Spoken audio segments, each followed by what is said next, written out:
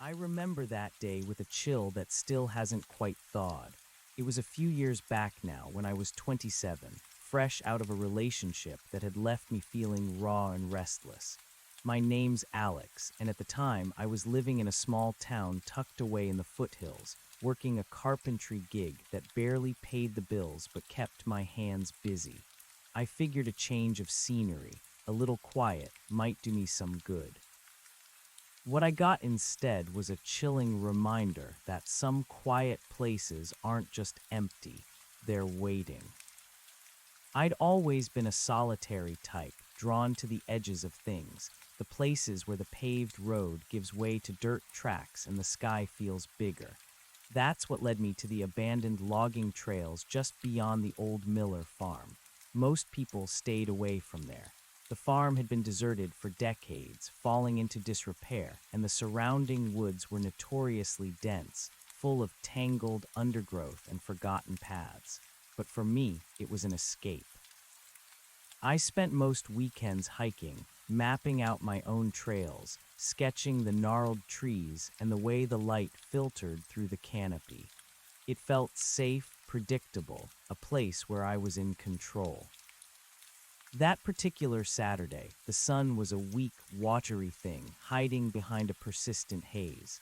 It was late autumn, the air crisp and carrying the scent of damp earth and decaying leaves. I had packed light, a small backpack with a water bottle, a couple of granola bars, my old compass, and a folding knife, just in case of an overly curious raccoon, nothing more. My phone was tucked deep in a pocket, mostly for pictures, though I knew service would be spotty out here. I wasn't looking for calls, I was looking for silence. My plan was simple: follow the old Miller farm road as far as it went, then strike off into the woods to find a rumored waterfall I'd only ever seen on faded local maps. It was a longer hike than usual, and I knew I wouldn't be back before dark, but I'd done it before. I had a headlamp, spare batteries, and enough experience to navigate by moonlight if necessary. My biggest mistake, looking back, was thinking I was prepared for everything. I was alone, certainly, and I was going deep into unfamiliar territory, but my true vulnerability wasn't a lack of gear or knowledge.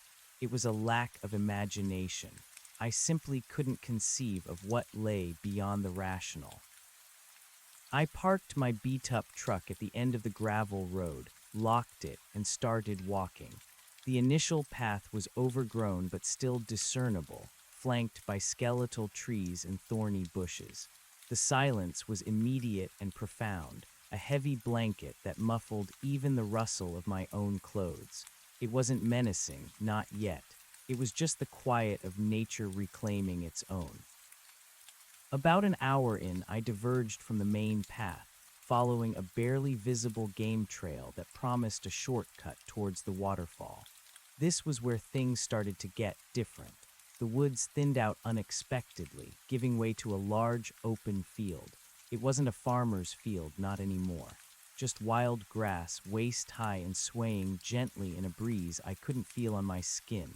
It seemed out of place, a wide, flat expanse in the middle of dense forest.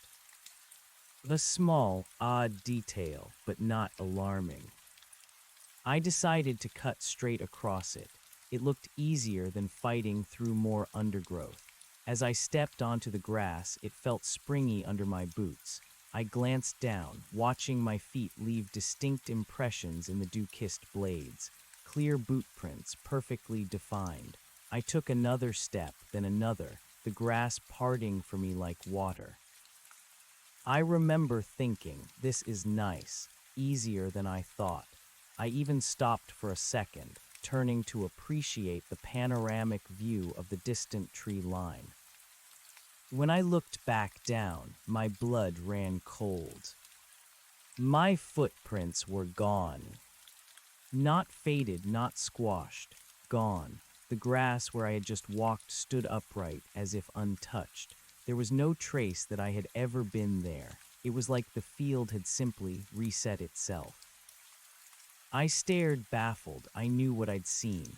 I'd watched my boots press into the grass, clear as day. Now nothing, just an unbroken carpet of green. I looked around, my gaze darting across the expanse.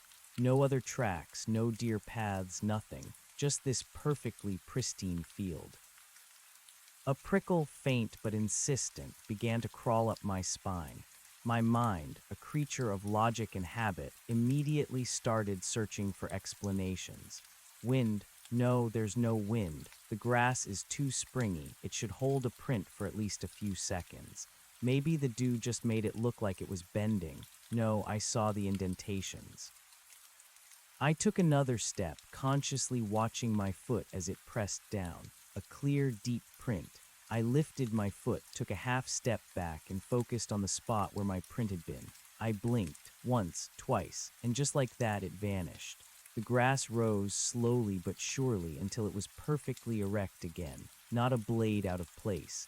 It was like watching a time-lapse video, but happening in real time, right before my eyes. My breath hitched, my rational brain screamed for a scientific explanation, for some trick of light or an optical illusion. But my gut, that primal core of instinct that usually lay dormant, was starting to whisper something else entirely, something unsettling, something that defied everything I understood about the natural world. This wasn't just odd, this was impossible, and the field was just so quiet, too quiet. Even the usual insect hum was absent. I was utterly, completely alone, and something was very, very wrong. My heart hammered against my ribs, a frantic drum against the sudden, profound silence. I tried to swallow, but my throat was bone dry. This wasn't a trick of light, not an illusion. I had seen it twice. My own foot leaving an imprint, then the grass slowly, deliberately, re-erecting itself, wiping away my presence. Panic asterisk, my brain screamed asterisk run. But where? Back the way I came, into the seemingly endless green expanse. My legs felt heavy, rooted to the spot. I squeezed my eyes shut, then opened them again, half expecting to find myself back on the game trail, perhaps having dozed off for a moment. But the pristine emerald carpet stretched out before me, unwavering, unnervingly still. "Hello," I called out, the word sounding ridiculously small, swallowed instantly by the vast quiet. No echo, no rustle of leaves in response, just that oppressive silence. It wasn't the peaceful quiet I sought in the woods. This was a hungry quiet, a waiting quiet. I took a deep, shuddering breath, trying to force some air into my starved lungs. Think Alex, analyze. I'd always prided myself on my practicality, my ability to break down problems. A physical anomaly. What could cause this? Superabsorbent soil? Impossible. Some kind of plant that sprang back instantly? Never heard of it. Genetic mutation? Even less likely to cover an entire field. My eyes swept over the field again. It was unsettlingly perfect. No weeds, no patches of bare earth, no disturbed areas from animals. Just uniform, vibrant green. And it felt bigger now somehow. The distant tree line, which had seemed easily reachable just minutes ago, now looked like a blurry, far-off boundary. I decided to try a different test. I knelt down slowly, feeling the grass brush against my hands. It was cool, slightly damp with dew, but surprisingly robust, not flimsy. I placed my palm flat on a patch, pressing down firmly. When I lifted it, a clear imprint of my hand remained, flattened blades radiating out from the center. I watched, fascinated and terrified, as the blades began to twitch, then slowly, almost imperceptibly, rose back to their original position. It took perhaps 10 seconds for every trace of my hand to vanish. This wasn't quick, this was asterisk, deliberate asterisk. And it wasn't just my weight, it was any impression.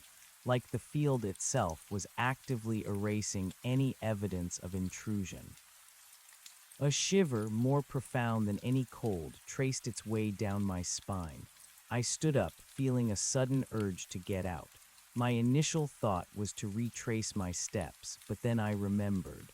My footprints were gone. The path I'd taken to get Asterisk into the field was already erased. I spun around, trying to spot the game trail I'd emerged from.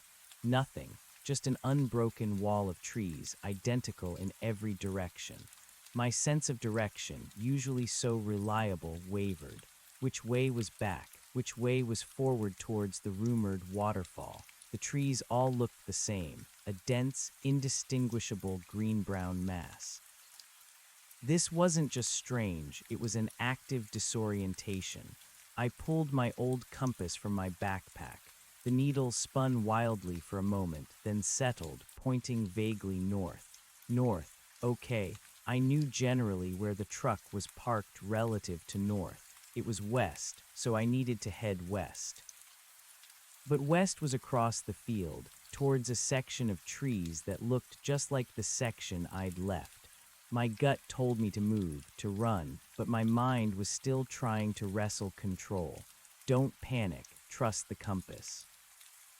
I took a deep breath, fixed my gaze on a particularly gnarled-looking pine tree in the distant tree line, and started walking.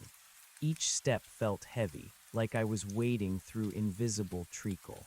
I kept my eyes on the pine, determined not to look down at my vanishing footprints, not to give the field the satisfaction of knowing I was watching. I walked for what felt like an eternity. The pine tree didn't seem to get any closer.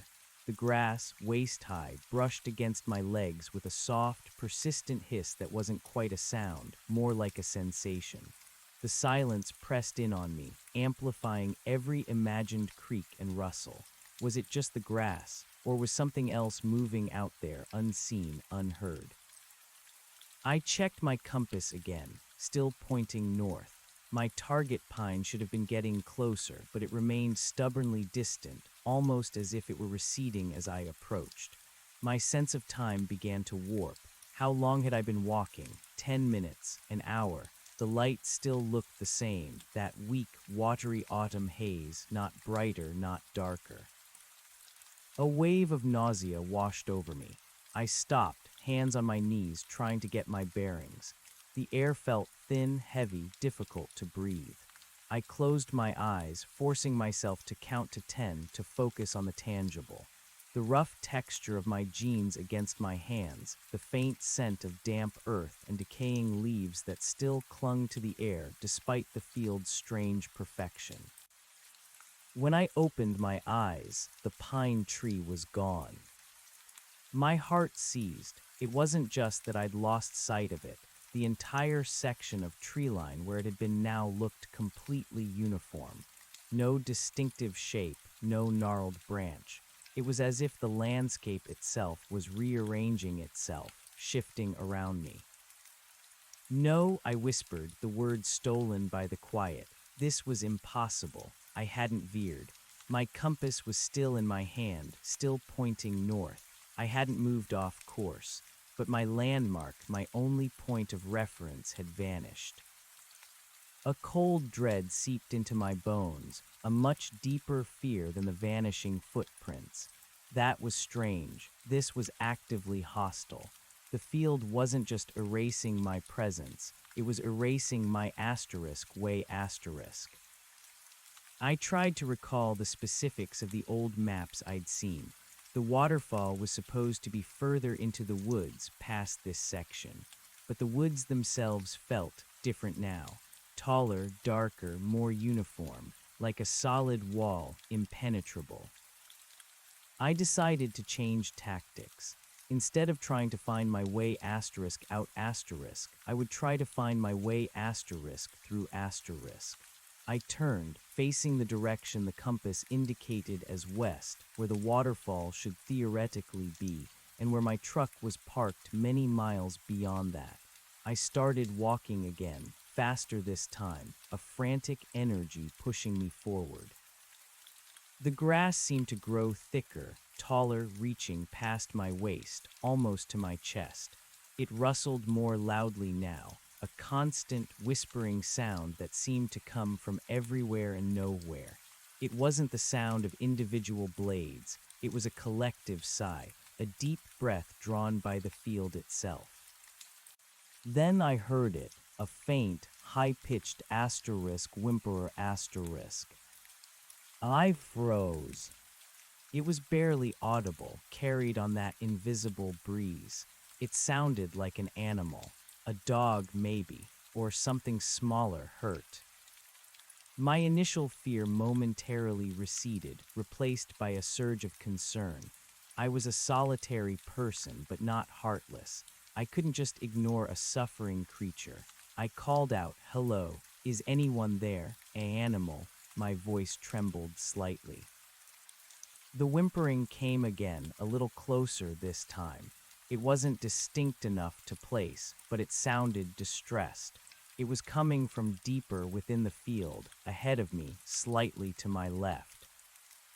Against my better judgment, against the screaming alarm bells that had been ringing since the footprints vanished, I changed direction. The thought of a hurt animal, abandoned, was a stronger pull than the primal terror. I pushed through the dense grass, my arms flailing slightly to part the stalks. The whimpering continued, a steady, mournful sound drawing me deeper, deeper into the field. The air grew heavier, thicker, a palpable pressure against my eardrums. The silence, previously so absolute, now felt like a suffocating blanket, interrupted only by that mournful, almost human-sounding cry. I walked for another 5, maybe 10 minutes. The sound wasn't getting any closer. It was just there, always ahead of me, always the same volume, never varying. A trick of sound, my mind playing games. I stopped, frustrated, calling out again, "Hey, where are you?" The whimpering stopped, abruptly, completely. The silence crashed back in, heavier, colder, more menacing than before. It felt like the field was holding its breath. Then a new sound, a low, guttural growl. It was deep, resonating in my chest, a vibration more than an audible noise. It wasn't a dog. It wasn't anything I recognized from the woods. It sounded ancient, primal, and it was very, very close. My blood turned to ice. Every hair on my arm stood on end. My instinct, finally overriding any other thought, screamed at me to run. I turned blindly, pushing back through the grass, trying to retrace my steps, but there was no path, no trail, just the unbroken sea of green. The growl came again, closer this time, a rough, rasping sound like sandpaper on bone, and I felt it. A disturbance in the air behind me, a heavy presence, unseen but palpable. I didn't dare look back. I ran. I pushed through the waist-high grass, ignoring the way it seemed to cling to my legs, to pull at my boots. My breath tore in ragged gasps from my throat, each one a desperate plea for escape. The quiet, which had been so absolute, now seemed to twist and distort around me. I heard whispers, indistinct and fleeting, just at the edge of my hearing. The grass rustled, not just from my movement, but from something else, something moving with asterisk me, behind asterisk me. The growl morphed into a low, drawn-out snarl. It was no longer just behind me. It seemed to come from all sides, a chorus of unseen predators. The field itself seemed to press in, the tall grass a blur of green, the distant tree line a spinning vortex. I stumbled, catching myself before I fell. My mind was screaming, but a strange clarity cut through the panic. This wasn't an animal. This wasn't even natural. The field wasn't just erasing my footsteps. It was actively hunting me. I pulled out my folding knife, the small, familiar weight a meager comfort in my trembling hand. It felt ludicrous, a toy against whatever ancient, impossible thing was stalking me. But it was a physical act, a defiance. I kept running, pushing my exhaustion to its limits. The world around me blurred. The light, which had been constant, began to flicker, growing darker. then lighter, then an unnatural, bruised purple. The air grew colder, biting at my exposed skin. Suddenly, the ground under my feet changed. The springy grass gave way to something wet, squelching. My boots sank slightly. I looked down, my heart leaping into my throat. The grass was gone. Beneath me was black, viscous mud, glistening wetly, and embedded in the mud, half submerged, were bones. Not animal bones. These were long, slender, distinctly shaped like human fingers, then wrists, then larger, hollowed fragments that could only be ribs, femurs. They were old, bleached white and stained black by the mud, but unmistakably human. And there were so many of them, scattered haphazardly, twisted together in a macabre tableau. I gasped, stumbling backward, trying to get away from the horror. The mud sucked at my boots, threatening to pull me down. My stomach churned, bile rising in my throat. This wasn't a field anymore. This was a grave. The growl intensified, a deep, vibrating rumble that shook the ground.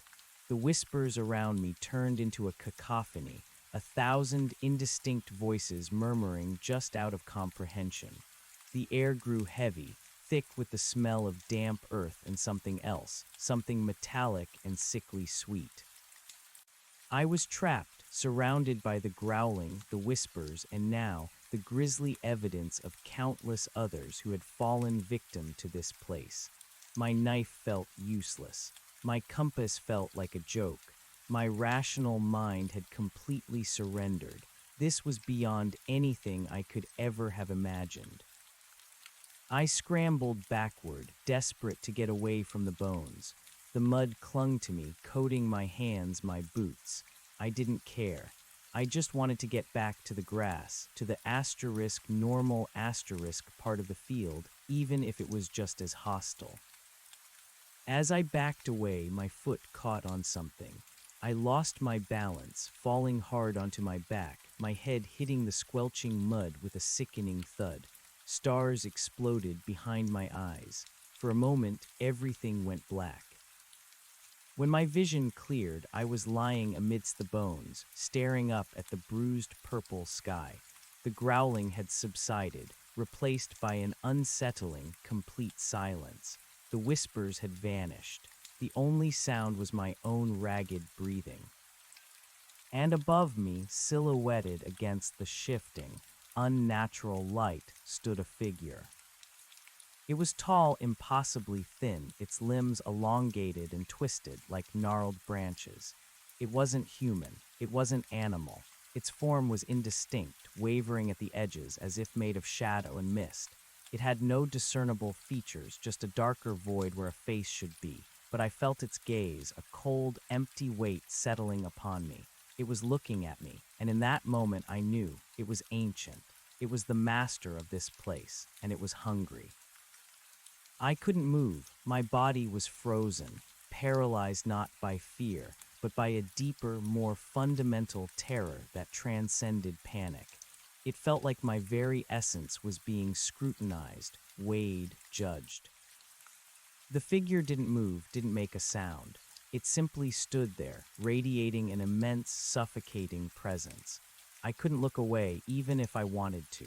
Its form began to solidify, the edges sharpening, revealing a texture like rough bark or dried, mummified skin. Its hands, if they could be called hands, ended in long, tapering digits like skeletal claws. My mind, despite the overwhelming horror, tried to desperately grasp at something, anything, to make sense of this. A hallucination, a dream, but the cold mud, the metallic tang in the air, the sheer, crushing weight of its presence, it was all too real. Then slowly, agonizingly, it began to descend. It didn't walk, it didn't float. It simply unfolded asterisk, its impossibly long limbs bending and twisting in unnatural ways, bringing its void of a face closer to mine. There was no sound, no creak of movement, just the silent, inexorable approach. As it drew nearer, a faint, sickly sweet odor reached me, like old blood mixed with decaying leaves. And I saw something in the void where its face should be. Not eyes, but pinpricks of light, deep within, like distant, malevolent stars. They weren't focused on my eyes, they seemed to bore straight into my soul. I closed my eyes, a whimper escaping my lips. This is it, I thought. This is how it ends. I had wandered into a place beyond understanding, beyond life. But the touch never came. The crushing weight of its presence, however, grew unbearable. It felt like it was draining the air from my lungs, the warmth from my body, the very life from my spirit. I could feel my consciousness fading, my thoughts becoming disjointed, hazy. A fleeting image flashed in my mind. My truck, parked innocently at the end of the gravel road, the sun glinting off its dusty hood. A life, simple and real, that felt a million miles away. Then a sudden, blinding flash of light erupted from somewhere behind the creature. It wasn't natural light. It was harsh, artificial, like a strobe light. The creature recoiled. Its form shimmered, wavered, its edges dissolving back into mist. The oppressive pressure lifted, just slightly. A sharp, high-pitched ringing pierced the air, slicing through the silence. It wasn't the natural silence of the field. It was a mechanical, intrusive sound. And then I heard a voice, a human voice. "Alex, Alex, are you all right?" It was distant, distorted, but unmistakably human. The figure, or whatever it was, hissed.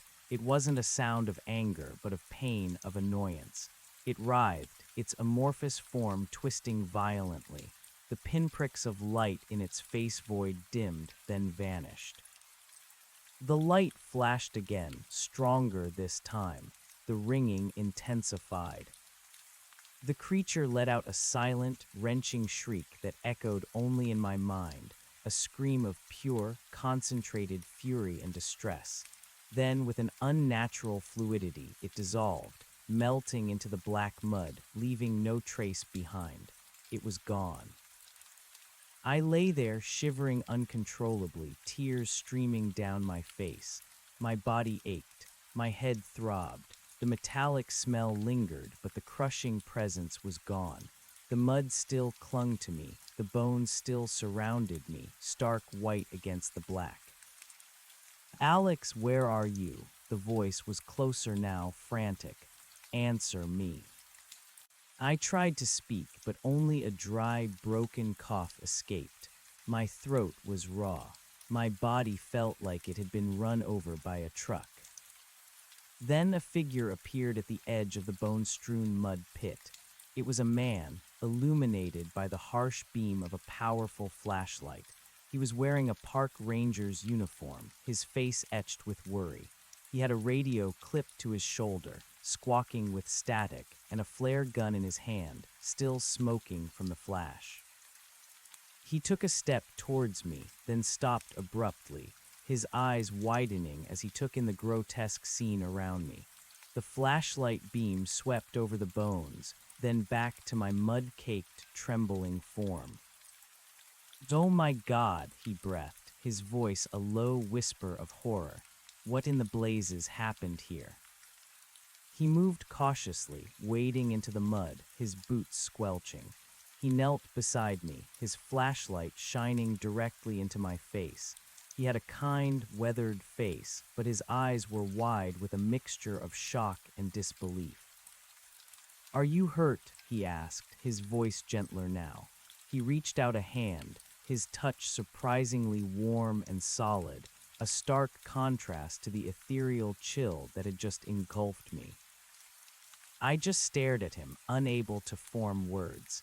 My mind was a whirlwind of fear, confusion, and a desperate, clinging relief. A human, a real, solid, normal human. "Can you stand?" he asked, trying to help me up. I tried to push myself, but my muscles screamed in protest. My head swam. The world tilted. "Easy, easy," he said, supporting me. "My name's Ranger Miller. I got a call about an abandoned vehicle. Alex, right, your truck. I found your truck, then saw your footprint off the trail and followed it." He paused, his gaze sweeping over the bones again, a deep frown creasing his brow. "Thought you might have just gotten lost. Never imagined this." He pulled a small first aid kit from his belt, his movements professional, despite the shock evident on his face. He gently examined my head, checking for cuts. "Looks like you hit your head pretty hard. You're bleeding a little. Can you tell me what happened?" I shook my head, my eyes still darting to the place where the creature had vanished. It was here," I choked out, my voice hoarse. "The field, the bones, it tried to." I couldn't finish the sentence. The words felt inadequate, hollow. How could I explain what I had just experienced? How could I articulate the impossible? Ranger Miller looked at me, his gaze empathetic but also searching. "Tried to what, Alex? Tried to hurt you? Was it an animal?" He sounded like he wanted a logical answer, but the horror in his eyes told me he knew this was beyond a simple animal attack. The bones spoke volumes. "No," I whispered, tears welling up again. "Not an animal, not human. It was a shadow, a thing." I gestured vaguely into the air where it had been, my hand trembling. It erased my footprints. It changed the path. It called out like a hurt animal. Then it growled. "And these bones, they're everywhere." The ranger followed my gaze, his flashlight beam illuminating more bones, stretching off into the darkness of the mud pit. His jaw tightened. He pulled out his radio. "Dispatch, this is Miller. I've found Alex. He's alive but injured and disoriented. Requesting immediate medical assistance and backup. We've got a very unusual situation out here. Potentially a crime scene, maybe even a mass grave. Coordinates are..." He rattled off a string of numbers. His voice was steady, but I could hear the underlying tension. He put the radio away, turning back to me. "We're going to get you out of here, Alex. Just hold on. Don't try to move too much." I looked at him, then at the vast, silent field beyond the mud pit. "How did you find me?" I asked, my voice barely a croak. "The field, it erases everything. The paths, they change." Ranger Miller paused, his brow furrowed. "That's odd. I just followed your boot prints from your truck. They were clear as day, right up to the edge of this pit. Then I heard your faint cries. I used a flare to get a visual, then the flashlight." He looked around, a puzzled expression on his face. "I didn't see any other tracks, no, just yours." He hadn't seen my footprints vanish. He had seen them leading right to this place. But I had seen them vanish the moment I looked away. The field allowed him to track me, yet erased my own trail for me. Why? Was I meant to be found? Or was this place playing some cruel game? "The light from your flare gun," I began, my mind struggling to connect the dots. "It made it go away. The thing, it didn't like the light." Ranger Miller looked at the flare gun in his hand, then back at me, a flicker of something unreadable in his eyes. "Didn't like the light, huh? Well, that's one for the books." He forced a small, uneasy smile, clearly trying to keep a lid on his own bewilderment. "We'll worry about things later, Alex. Right now, let's just focus on getting you to safety." He helped me slowly, painfully, to my feet. The mud clung to my boots, heavy and cold. My head throbbed with every movement. I leaned heavily on him, his solid presence a comfort, but the image of the towering, shadowy figure, its void-like face, and the endless bones was burned into my mind. As we slowly made our way out of the mud pit, back onto what appeared to be the grass, I glanced back. The light from Ranger Miller's flashlight cut through the murky air, illuminating the scene. The bones were still there, glistening obscenely in the beam, but the field itself, it looked normal now. The grass, though still tall, seemed less ominous. The deep, bruising purple of the sky had faded, replaced by the familiar, weak autumn haze. The unnatural silence was still present, but it felt less suffocating, more like the quiet I had initially sought. Had it retreated, or was it merely dormant, waiting? "We need to get out of this field," Ranger Miller said, his voice urgent. "I don't like the feel of this place." He was trying to be calm, but his grip on my arm was tight, betraying his own unease. We stumbled forward, pushing through the grass. Each step was an effort. My legs felt like lead. I kept looking over my shoulder, half expecting the shadowy figure to reappear, to rise from the mud or coalesce from the shifting haze. The ranger's radio crackled again. "Miller, this is dispatch. Medic 1 is en route, ETA 20 minutes. Sheriff's Department is 10 out. Stay put and keep the victim calm." "Understood, dispatch. We're moving towards the tree line, trying to get Alex to more solid ground.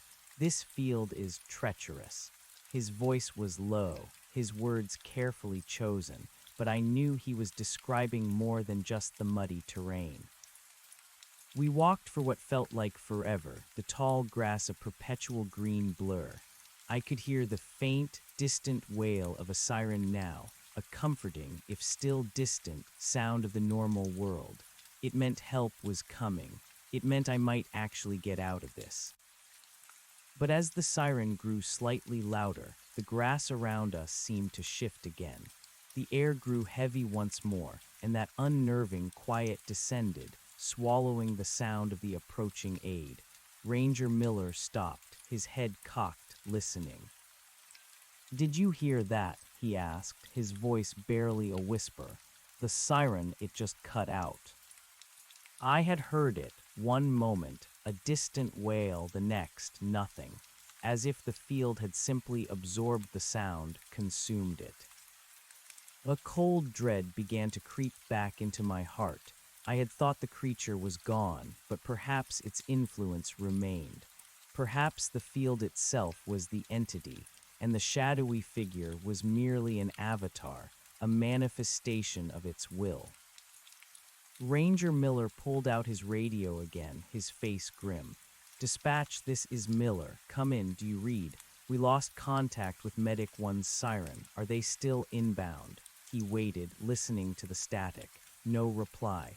"Dispatch, anyone?" Just static. His eyes met mine, and I saw a flicker of genuine fear there, a raw, primal terror that mirrored my own. We were cut off again. The siren was gone. The radio was dead. "Damn it," he muttered, punching the radio back onto his belt. He shined his flashlight into the dense grass around us. "It's like this place just eats sound." He took my arm again, his grip firm. "Come on, Alex. We need to keep moving. The tree line has to be here somewhere." But the tree line, which had felt impossibly distant, now seemed to stretch endlessly. We were back to the same disorienting feeling I'd experienced earlier, walking but not getting anywhere. The grass seemed to close in, growing taller, thicker, pressing in on us from all sides. The light began to dim again, that bruised purple returning to the sky. The silence grew deeper, more profound, a tangible weight that pressed against my chest, making it hard to breathe. The air tasted metallic again. And then I heard it, the whimpering. It was faint but unmistakable, the same distressed, animalistic cry that had lured me into the mud pit. It came from ahead of us, deeper into the field, a mournful, insidious sound. Ranger Miller heard it too. He froze, his head snapping up. "What was that?" he whispered. "Don't," I choked out, grabbing his arm. "Don't follow it. It's a trick. It's how it lures you in." He looked at me, his eyes wide with a mixture of confusion and dawning horror. "What do you mean, Alex? A trick?" "The thing," I said, gesturing vaguely into the oppressive gloom. It made that sound. It lured me to the bones. It's trying to get us to go deeper. The whimpering came again, a little closer this time, pleading and vulnerable.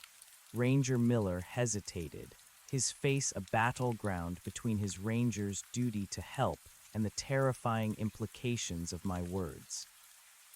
"We can't ignore a distress call," he said, his voice wavering, but still trying to hold onto his training. "It's not real," I almost screamed, my voice raw. "It's part of the trap, don't you understand? This place isn't just a field, it's alive, and it wants us."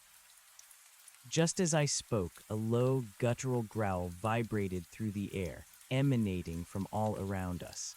It was the same ancient, primal sound I'd heard before, deeper, more confident now. The grass rustled, not from the wind, but from unseen movement. Ranger Miller's face drained of color. His hand went to his holstered sidearm, but he didn't draw it. What could a bullet do against something that dissolved into mist? The whispers returned, a swirling vortex of indistinct voices, circling us, pressing in. The light grew darker, the bruised purple deepening to a murky, oppressive violet. The air became frigid, biting at our skin, raising goosebumps. We were trapped again. The tree line, our perceived escape, seemed to vanish entirely, replaced by an endless wall of swirling haze and deepening shadow. "This is not good, Alex," Ranger Miller whispered, his voice tight with fear. He pulled out his flare gun again, his hands trembling. "Stay close. If I see anything, I'm firing." The growling intensified, closer, more aggressive. The whispers swelled into a maddening chorus, 1,000 invisible entities pressing in. I felt a cold breath on the back of my neck, the distinct sensation of something immense and terrible brushing past me. Ranger Miller spun, his flashlight beam cutting wildly through the gloom. "Who's there?" he yelled, his voice laced with desperation. "Show yourself." His words were swallowed by the growling and the whispers. He fired the flare gun. A blinding flash of white light erupted, illuminating the entire field for a terrifying instant. And in that fleeting moment, I saw them. Dozens of them. Not just one shadowy figure, but many. They stood among the tall grass, their forms indistinct, wavering at the edges but unmistakably present. Tall, impossibly thin, their elongated limbs reaching out like skeletal branches.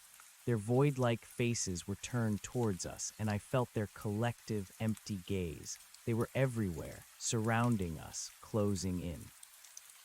The flare hung in the air for a few precious seconds, casting grotesque, shifting shadows.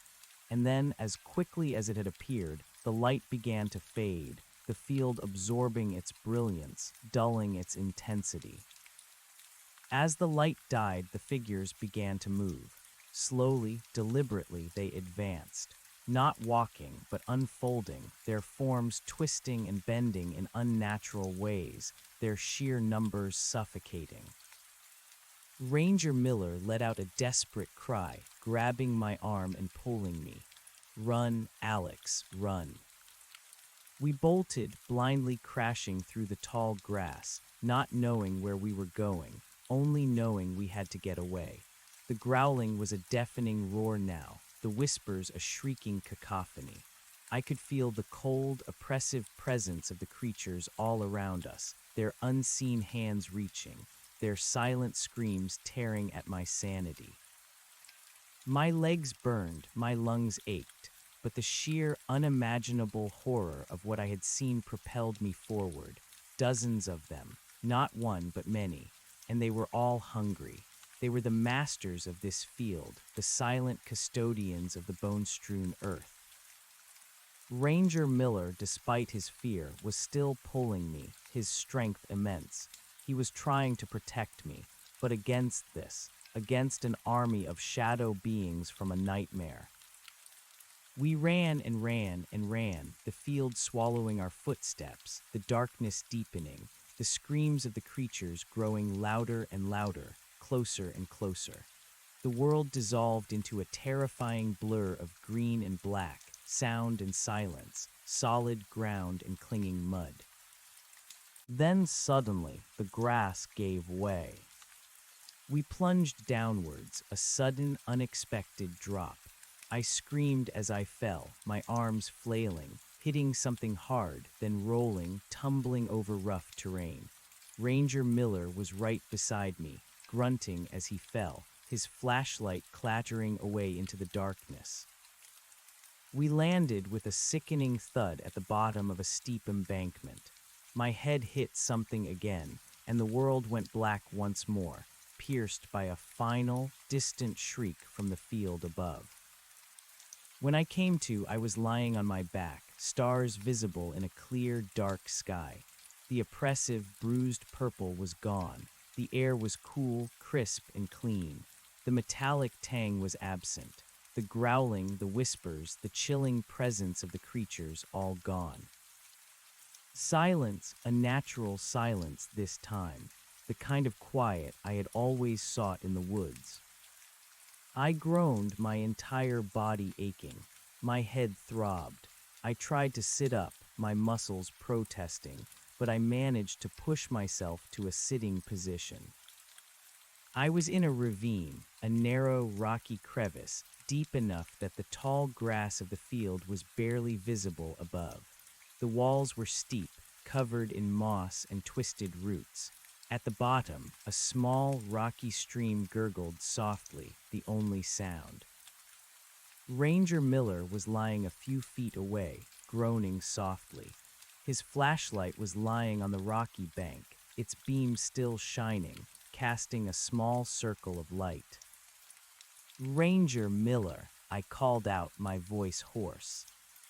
He stirred, then pushed himself up, rubbing his head. He looked disoriented, his eyes wide. He saw me, then looked around the ravine. His gaze went up to the edge of the field, then back to the stream, then to the rocks. "Alex, are you okay?" he asked, his voice shaky. He picked up his flashlight, shining it around. "I think so," I replied, wincing as I touched the lump on my head. What was that?" Ranger Miller pushed himself fully upright, wincing and running a hand over his own head. "I have no idea, Alex," he replied, his voice still shaky. He shone his flashlight around the narrow ravine. The beam cut through the darkness, illuminating ancient, moss-covered rocks and a small stream that trickled over smooth pebbles. This was real. This was solid. "My head, I think I hit it pretty hard," I said, gingerly touching the growing lump on my scalp. My whole body ached, a symphony of bruises and protesting muscles. "Are you okay?" "Just a few bumps and scrapes," he grunted, flexing a shoulder. "Nothing broken, I don't think. Lucky we didn't break our necks falling down here." His voice held a note of profound disbelief, as if he were trying to process the impossible. He picked up his radio, clipped to his belt, and tried it again. Nothing but static. "Damn, completely dead. That explains why they didn't answer." He pointed his flashlight up, towards the lip of the ravine. "We must have been running right along this edge. Good thing we fell in. If we had," he trailed off, the unspoken thought hanging heavy in the air. "If we hadn't, those things would have caught us." I looked up, too, to where the tall grass of the field was just visible against the starlit sky. It looked normal, serene, even, the way it had looked when I first stepped into it, before the terror began. But I knew better now. I knew the malevolent sentience that lay hidden beneath that placid surface. Ranger Miller's flashlight beam swept back to me. His eyes, though still wide with residual shock, held a new, deeper understanding. "You said it was a trick," he started, his voice hushed. "The whimpering, the shifting path, and you said you saw a shadow, a thing." He paused, taking a deep, ragged breath. I saw them, Alex, many of them, when I fired the flare. They weren't human, not animal, like shadows given form, like something out of a nightmare. His admission, stark and unwavering, was a balm to my shattered nerves. He had seen them too. I wasn't insane. I told you, I whispered, a fresh wave of tears pricking at my eyes, born of terror and profound relief. They were all around us. They didn't like the light from your flare. That's why the first one vanished when you used it. He nodded slowly, his gaze still fixed on the dark, impenetrable mass of the field above. So the flare gun wasn't just for light, it was a weapon. He shivered, despite the relative warmth returning to the air. It was like they were made of darkness. The light hurt them. They growled, I added, my voice still hoarse, and the whispers and the cold. Yes, he confirmed, his jaw tight. All of it, like the whole field was alive and hostile. He shook his head, a bewildered frown creasing his brow. I've been a ranger for 20 years, Alex, seen a lot of strange things in these woods, but nothing asterisk like this. Those bones, God, those bones. He shuddered again. Mass grave, I told dispatch. That was an understatement. We sat in silence for a moment, the only sound the gentle gurgle of the stream and our own ragged breathing. The stars overhead were brilliant, uncaring pinpricks of light in the vast, inky blackness. It felt like we had fallen out of one reality and into another, more familiar one. We need to get out of here, Ranger Miller finally said, his voice regaining some of its professional tone, though still tinged with residual horror. Medic 1 and the sheriff's department are probably still looking for us, but they won't find us here, especially if our radios are dead, and I don't want to be anywhere near that field when the sun comes up. He paused, a new thought flickering in his eyes, or what passes for sun in that place. The light was all wrong, wasn't it? Bruised purple. Yeah, I agreed, pushing myself up with a grunt of pain. Everything was wrong in there. The silence, the way it ate sound, the way the paths vanished, the way it tried to lure me with that whimpering sound. I felt a fresh surge of nausea, recalling the terror, the desperation. My footprints, I began, the confusion still gnawing at me. When I first stepped into the field, my prints vanished. I saw them go. But you said you followed my prints, clear as day, right up to the mud pit. Ranger Miller frowned, pulling his flashlight beam towards my boots, still caked with black mud. That's right, clear boot prints. I followed them from your truck, where they veered off the game trail, then across the grass. They were solid, distinct, no vanishing act for me. He looked at me, a perplexed expression on his face. Are you sure you saw them disappear? I watched it happen twice, I insisted, a slight edge of desperation in my voice. I thought I was going crazy. It was like the field didn't want me to know where I'd been or how to get back. It was actively disorienting me, but it let you track me. A chilling thought occurred to me. Maybe it wanted you to follow me, wanted more victims. Miller's face paled further. Don't say that, Alex. He shook his head, dismissing the idea, though the fear in his eyes remained.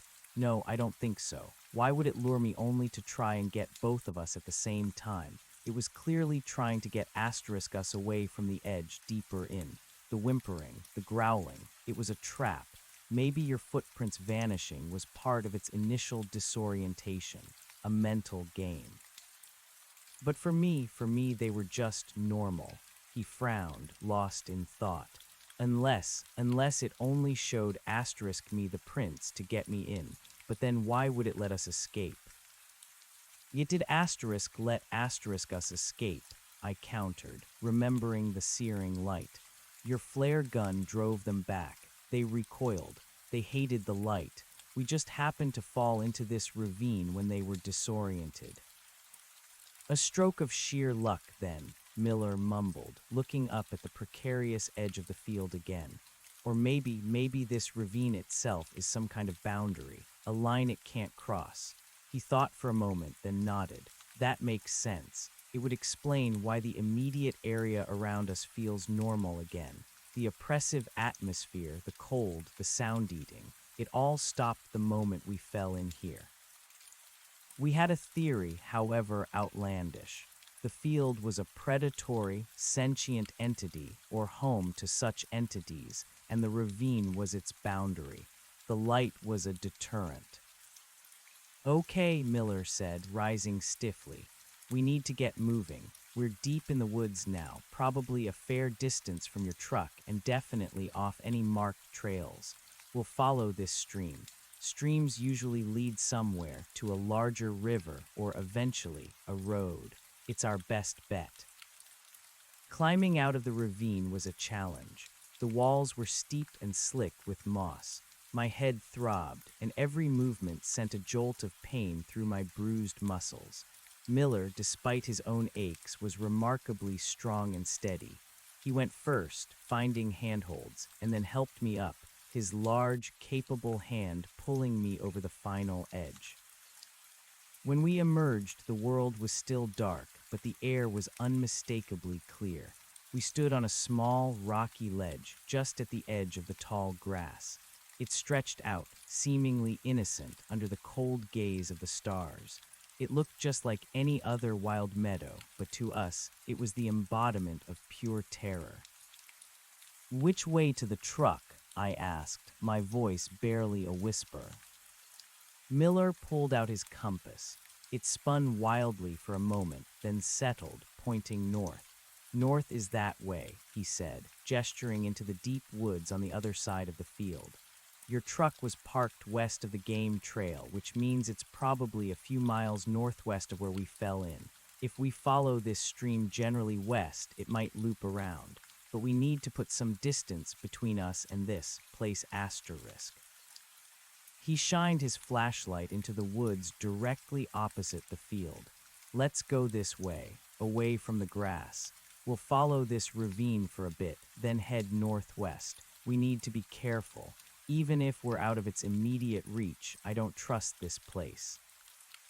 We started walking, carefully picking our way along the rocky bottom of the ravine. The stream gurgled beside us, its sound a comfort after the suffocating silence of the field. The woods were dense here, but familiar. Tall pines, ancient oaks, the scent of damp earth and decaying leaves. The usual sounds of the forest were absent, no crickets, no rustling of unseen animals. It was just silent, but it was a natural silence, not the predatory quiet of the field. "Do you think anyone will believe us?" I asked, the words tumbling out before I could stop them, "about what we saw?" Miller sighed, his beam sweeping through the trees. "Honestly, Alex, probably not. Not the whole story. The mass grave, yes. The bones are tangible proof. They'll call in forensics, the state police. But shadow creatures, living fields, they'll say we were disoriented, traumatized, hallucinations." He paused, then added, "But I know what I saw, and you know what you saw, and that's what matters." "It's going to be hard to explain," I mumbled, "especially the vanishing footprints and the siren disappearing." "Yeah, that's the kicker," he agreed. "The radio dying, the siren cutting out, that's going to be hard to explain away. I'll make my report. I'll tell them exactly what happened and what I saw. Whether they believe me or not is their problem. I've always been a stickler for the truth." We walked for what felt like an hour, maybe more, carefully navigating the rocky, uneven terrain of the ravine. My initial terror had dulled, replaced by a deep exhaustion and a pervasive sense of unreality. It felt like a dream, a nightmare I was slowly waking from. But the aches and pains in my body, the mud caked on my clothes, and the grim resolve on Ranger Miller's face were all too real. Then we heard it, a faint, distant sound. "Did you hear that?" Miller whispered, freezing. I strained my ears. It was a faint crackle, like dry leaves underfoot, but it was rhythmic, deliberate. "Someone's coming," I whispered back, my heart beginning to pound again. Miller quickly extinguished his flashlight. We huddled against the rock face, listening. The crackling grew louder, closer. Then, a beam of light, weaker than Miller's heavy-duty Ranger light, pierced the darkness higher up the ravine. "Alex Ranger Miller, are you out there?" a voice shouted. It was human, it was real. "Over here," Miller yelled back, switching on his flashlight, its powerful beam cutting through the darkness and sweeping towards the light source. "Down here, we're in the ravine."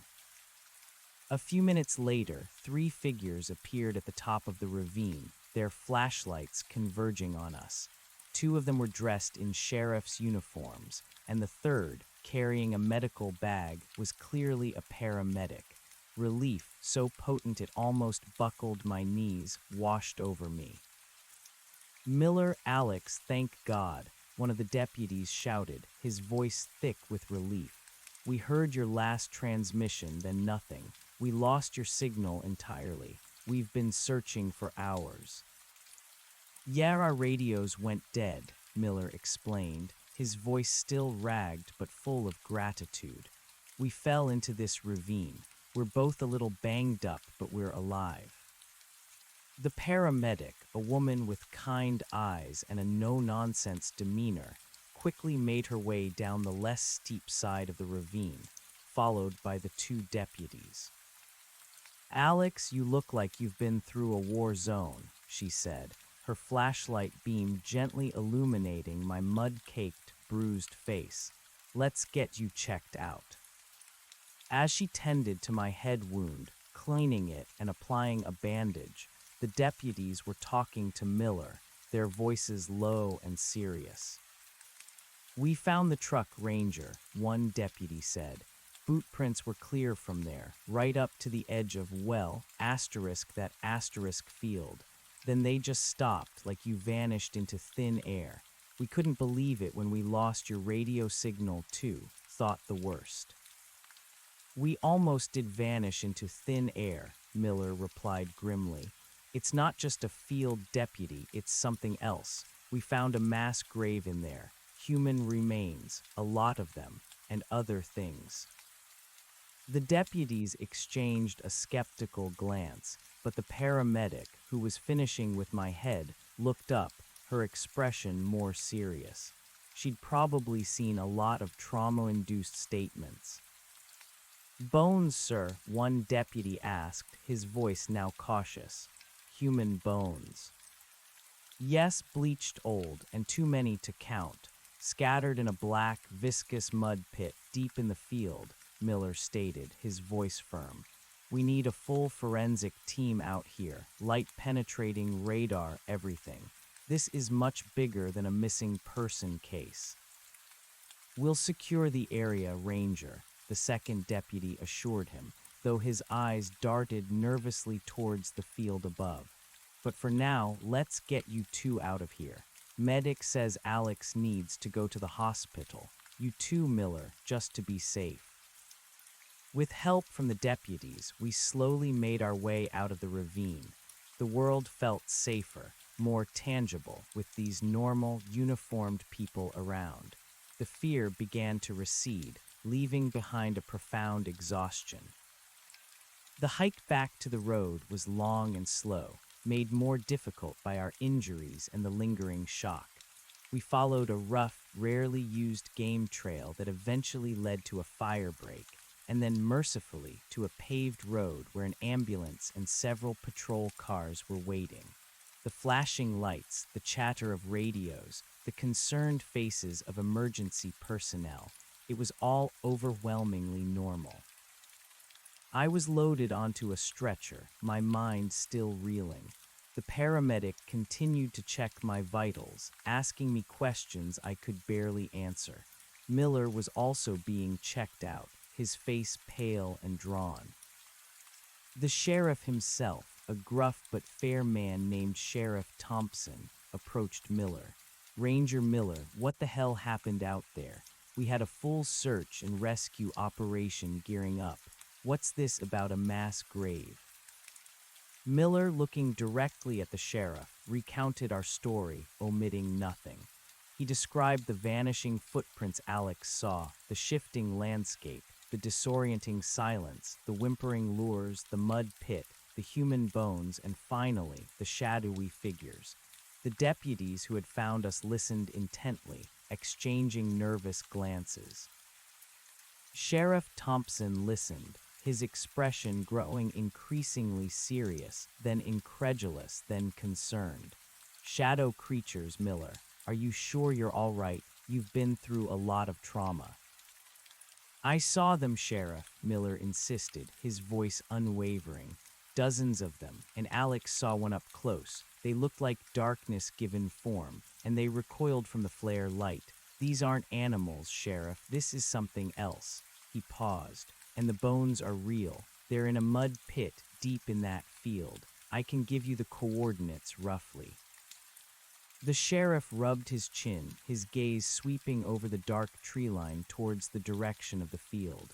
All right, Miller, bones are something we can investigate. I'll get a team out there at first light. But the rest, well, we'll see.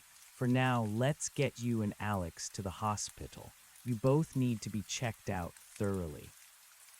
At the hospital, after a long night of examinations, x-rays, and a minor concussion diagnosis, I was finally released in the early hours of the morning.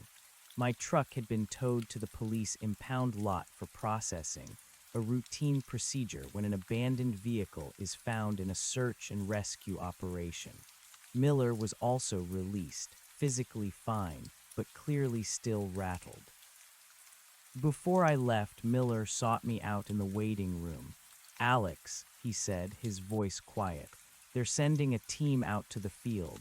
State police forensics. They're taking it seriously, at least the bones part.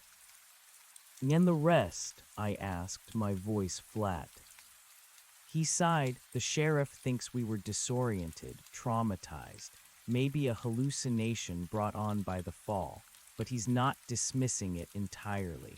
He's putting a perimeter around the field, posting guards. No one else goes in until they've investigated. Do you think they'll find anything? I asked, thinking of the way the field erased evidence. The bones are there, Alex. They're real, he said, a grim resolve in his eyes. They'll find those, and once they do, maybe they'll start to believe the rest. He gave me a weary look. Get some rest, Alex. We'll be in touch. The next few days were a blur of police interviews, doctor's appointments, and a profound, lingering sense of dread. I answered their questions as best I could, recounting the impossible events. The officers listened patiently, their faces politely skeptical. They focused on the tangible. My head injury, the general disorientation, the possible presence of a grave. When I spoke of the vanishing footprints, the shifting landscape, the shadowy figures, their pens paused, their eyes remained impassive, and they simply moved on to the next question. The official narrative, as it slowly solidified in the local news, was that I had gotten lost and injured in a remote area, stumbled upon a previously undiscovered, ancient burial site, and Ranger Miller had heroically found me before I succumbed to my injuries and exposure. The other things were conveniently omitted or attributed to the delirium of a concussion. A few days later, the news channels were ablaze with the discovery. The sheriff's department confirmed a significant find of human remains in the remote Miller Farm woods. The field was declared a crime scene, then an archaeological site, then an historical burial ground, then, confusingly, an unexplained anomaly. The state police and federal agencies became involved. Photos surfaced, grainy, distant shots of forensic tents in the middle of a vast, emerald field. The initial estimates of the remains were staggering, dozens, then hundreds. Carbon dating suggested they spanned centuries, even millennia. It was an unprecedented find for the region. The media swarmed the small town, descending like locusts. Locals whispered about the old Miller farm, about strange stories of disappearances, about people who went into those woods and never came back. Tales of a hungry field and shadow folk began to circulate again, dismissed by authorities as local folklore, but embraced by a public hungry for sensationalism. I stayed mostly hidden, avoiding the news, avoiding the constant calls from reporters. My truck was returned, thankfully undamaged, but the memory of that day, of the cold mud and the void-faced figures, was etched into my soul. I was alive, but irrevocably changed. Ranger Miller, however, was in the thick of it. He was praised as a hero for finding me and for the discovery of the grave. But behind the scenes, I knew he was fighting to get his full story heard. We spoke on the phone a few times. He sounded exhausted, frustrated. "They found them, Alex," he told me one evening, his voice heavy. "Hundreds of them. The mud pit was exactly where I described it. It's a massive archaeological undertaking. They're saying it's the largest pre-Columbian burial site in North America." He paused. "But they're still not talking about asterisk them. They just can't explain how so many bodies could be there, spanning such a long period, without any obvious signs of a settlement or conflict. No artifacts, no tools, no signs of a sustained human presence, just the bones, and the field itself is confounding them. The soil, the grass, it's unlike anything they've ever seen. It resists analysis, apparently." "It's erasing itself," I whispered, staring out my window at the normal suburban street. "Yeah, I know," he said, a weary sigh escaping his lips. "They're trying to set up long-term monitoring equipment, but things keep failing, acting strangely. Batteries drain, signals drop. They're attributing it to magnetic anomalies or geological interference, but I know what it is." He called me again a week later, his voice low and urgent. "Alex, I need to see you. Can you come to my office at the ranger station? I've found something important." My stomach tightened. I knew instinctively that whatever he had found, it would lead us deeper into the nightmare, not away from it. But I also knew I had to go. I couldn't just forget what I'd seen. I couldn't pretend it never happened. The field had marked me. When I arrived at the small, rustic ranger station, Miller was waiting for me. His face was tense, but there was a flicker of excitement in his eyes. He led me past the front desk, past a few other rangers who nodded a greeting, into his cramped office. Maps of the local wilderness covered one wall, equipment stacked neatly on shelves. On his desk, however, was something unusual. It was an old leather-bound journal, its pages yellowed and brittle with age. Beside it lay several photocopies of maps, much older than the ones on his wall, some with strange symbols sketched onto them. "Sit down, Alex," Miller said, gesturing to the single guest chair. He closed the door, then turned to me, his voice dropping to a near whisper. "After our experience, I started looking into old records, not official county records, but local history. The kind of stuff people tend to dismiss as folk tales or crazy old-timers' ramblings." He tapped the journal. This belonged to Silas Miller, the original Miller who settled that farm back in the late 1800s. It was passed down through his family, but never really seen as anything more than a curiosity. I convinced the last living descendant, old Mrs. Henderson in town, to let me borrow it, given the unusual circumstances around the farm. He opened the journal carefully, its spine groaning in protest. Silas was an observer, a nature enthusiast by the sound of it, and he had a very peculiar relationship with that field. Miller pointed to a faded, almost illegible entry. He talks about the land having a spirit, a hungry spirit, he calls it. He noticed the same things we did, Alex. the unnatural quiet, the way the field seemed to drink sound. He wrote about paths vanishing, about getting disoriented. He describes it as the green hunger. My blood ran cold, the green hunger. It was too accurate. He also describes the cold, Miller continued, turning a page, the sudden drop in temperature, and he mentions seeing shadows, tall, thin figures moving in the tall grass at dusk. He thought they were spirits of the land guarding it, but he also wrote about them trying to lure him in, sometimes with strange animal cries, sometimes with whispers that promised things he couldn't understand. Just like us, I breathed, a shiver running down my spine. Exactly like us, Miller confirmed, his eyes fixed on the journal. But he also wrote about how he learned to avoid them. He noticed they were weaker in direct sunlight, and he mentioned a boundary, a line they couldn't cross. He believed it was the running water, streams, rivers. That's why we were safe in the ravine, Alex. He found the same refuge. He closed the journal for a moment, looking at me. This isn't just some old man's ramblings, Alex. This is a first-hand account, matching almost exactly what we experienced. It corroborates everything, and it gives us information. He then picked up the photocopies of the old maps, and these are even older, drawn by early settlers, probably based on indigenous knowledge. See this section. He pointed to the area of the Miller farm where the field was located.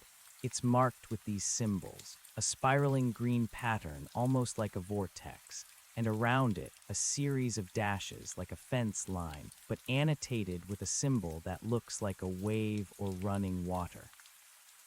This map maker was marking the boundaries of the field and highlighting the protective nature of the streams around it.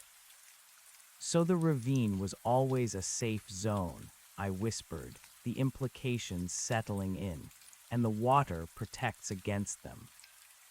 It would seem so, Miller agreed, a new kind of determination in his eyes. Which means we're not crazy, Alex. We're not hallucinating.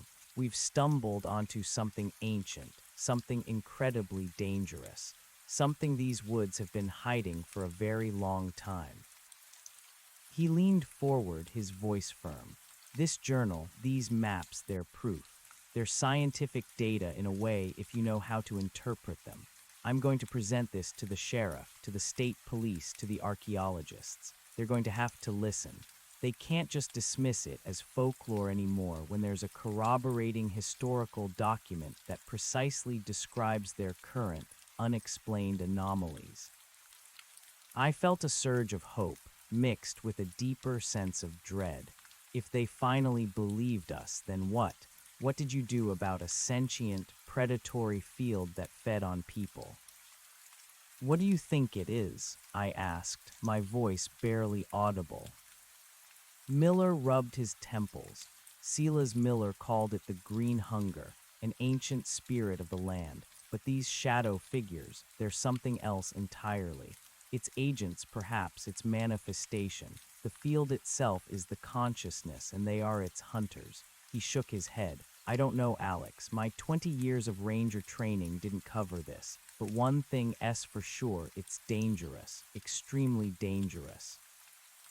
And if this journal is accurate, it's been here for centuries, maybe millennia, quietly consuming anyone who wanders into its grasp. He pushed the journal and maps towards me. I want you to hold on to these, Alex, just in case. Make copies if you want. I'll keep the originals for now to show the authorities. But if anything happens to me, I want this information to get out. It's too important. The gravity of his request was immense. It felt like a responsibility I was ill-equipped to handle. But I nodded, taking the old journal, its pages smelling faintly of dust and aged paper. It was a relic of a past warning, a testament to a terror that transcended time. They'll try to shut me down, Miller continued, his voice hardening. They'll try to discredit me.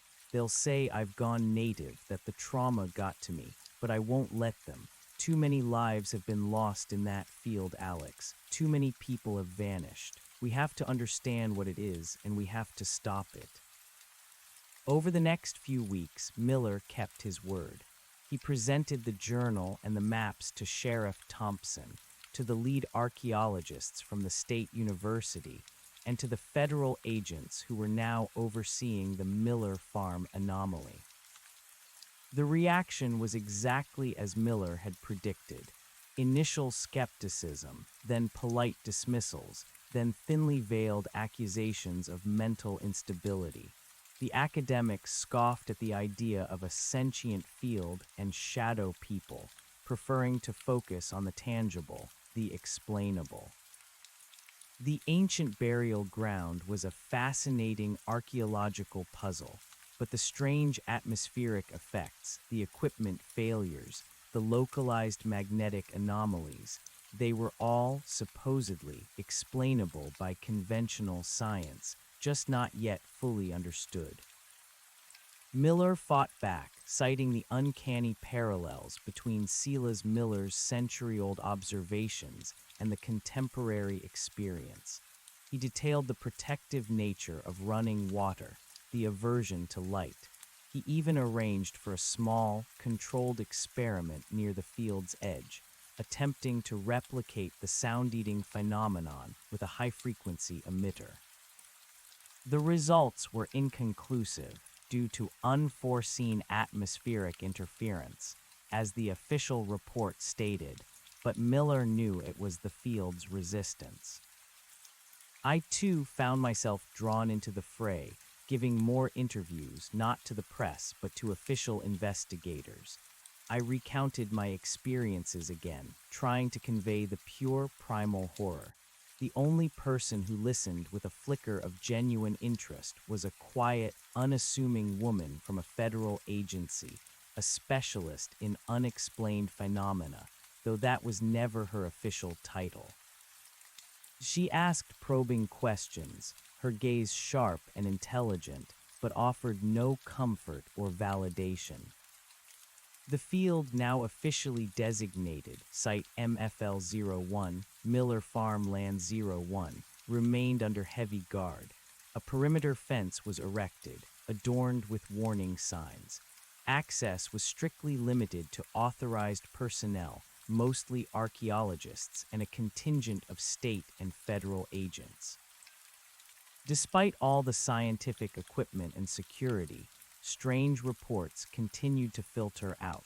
Guards experiencing unexplained chills, equipment malfunctioning inexplicably, strange distortions in recorded audio, and even fleeting glimpses of something in the tall grass at dusk. These reports were invariably suppressed or explained away by the authorities as fatigue or psychological stress. One evening, about a month after my escape, Miller called me again. His voice was grim. "Alex, they've removed me from active duty. Said I'm too emotionally invested in the site. They're putting me on administrative leave, a forced vacation, effectively sidelining me. The sheriff's orders under pressure from the feds, I'm sure." "I'm sorry, Ranger," I said, feeling a pang of guilt. He was being punished for telling the truth. "Don't be, Alex. We knew this might happen." He paused. "But I haven't given up. I've been doing more digging, talking to more old-timers. There's more to this, more than even Silas Miller knew." He then told me about an old legend, whispered in hushed tones by the indigenous tribes who had lived in the foothills for centuries. A legend about a place they called the Consuming Earth, a place that was older than memory, where the veil between worlds was thin and where shadows walked. They spoke of ancient rituals, sacrifices made to keep the hunger at bay, to prevent it from spreading. "They don't just talk about avoiding it," Miller explained, his voice intense. "They talk about containment, about keeping it dormant. They had their own methods, their own knowledge. They knew it was a living thing, Alex, not just a field, but a vast, primordial entity." And what about the shadow folk? I asked, thinking of the dozens of wavering figures. The legends describe them as its children, Miller said, a shudder evident in his voice. Its projections, its hunters, they are born of its darkness and they do its bidding. They are the ones who gather the offerings for the consuming earth.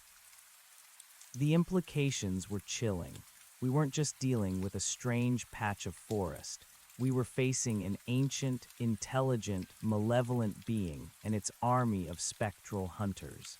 And the people in charge, the experts with their scientific explanations, were utterly unprepared. "What are you going to do?" I asked. "I'm not going to sit around," he declared, a renewed spark of defiance in his voice. "They can sideline me, but they can't stop me from investigating. I'm going to use this forced vacation to follow up on some of these old stories, to track down tribal elders who might still remember the details of the rituals, the containment methods. There has to be a way to fight this, Alex, or at least to keep it from spreading." He asked me to keep the journal and maps safe, to continue to be his point of contact, his unofficial ally. He knew I was the only other person who truly understood. I agreed, feeling the weight of the old leather-bound book in my possession. Days turned into weeks. Miller vanished from the public eye, ostensibly on vacation. I returned to my carpentry work, trying to reclaim some semblance of normalcy, but my world was forever altered. Every rustle of leaves, every shadow, every quiet moment in the woods now held a new, sinister meaning. Then one rainy afternoon, I received a package. It was a plain brown box, unmarked, left on my porch. Inside, nestled amongst crumpled newspaper, was a collection of objects. Several small, crudely carved wooden figurines, each depicting a figure with exaggerated, elongated limbs, a bundle of dried herbs tied with sinew, a small stone smooth and dark, with a strange, swirling symbol etched into its surface. My hands trembled as I carefully unpacked the items.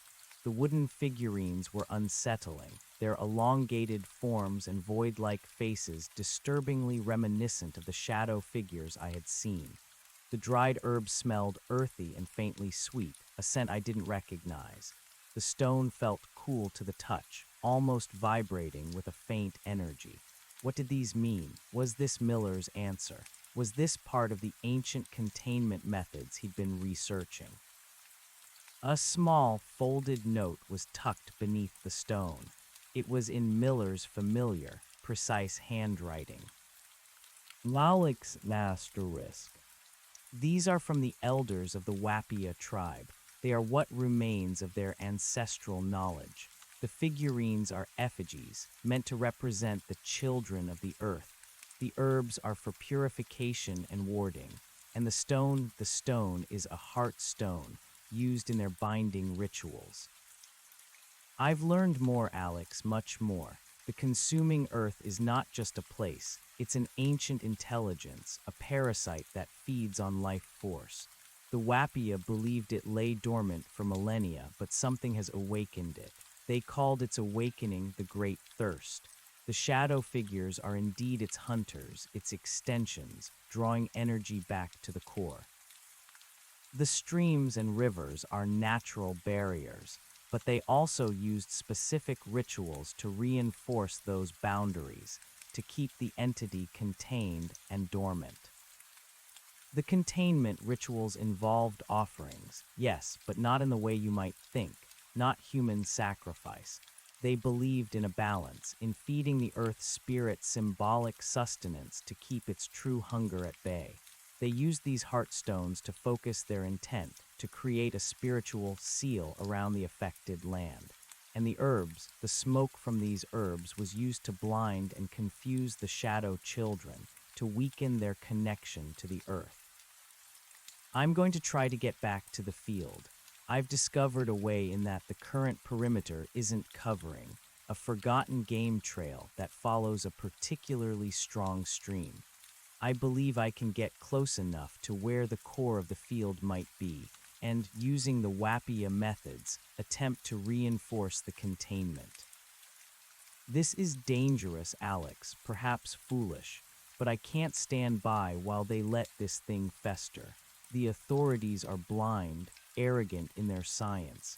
They don't understand the true nature of this threat. If you don't hear from me by morning, well, you have the journal, the maps, and now these. You know what needs to be done. The Wappia also spoke of a keeper, someone who carries the knowledge when the elders are gone. You might be that keeper now, Alex. Be ready. Well, stay safe. Miller. My heart pounded as I reread the note. Miller was going back in, alone, with these ancient, almost mystical tools, and he was entrusting me with the knowledge, making me a reluctant participant in this desperate, secret war. The weight of his words, of the responsibility he was placing on me, was immense. A keeper, me, a simple carpenter. I looked at the objects again, the unsettling figurines, the fragrant herbs, the smooth, dark stone with its swirling symbol. They felt ancient, powerful, yet utterly alien to my modern, rational world. But then, so was the consuming earth. I spent a restless night, the note and its implications churning in my mind. Every hour I checked my phone, half expecting a call from Miller, a reassurance that he was safe, that his mission had been a success, or at least that he had returned. Nothing. The silence from his end was as unnerving as the silence of the field itself. By dawn, a cold, hard knot of dread had settled in my stomach. Miller hadn't called. He was either still in the field, or I didn't want to finish that thought. I knew I couldn't just sit there. Miller had put his trust in me. He had given me a responsibility. I had to at least try to find out what had happened to him, and if he had failed, if the worst had happened, then the burden of this knowledge, of the consuming earth, truly fell to me.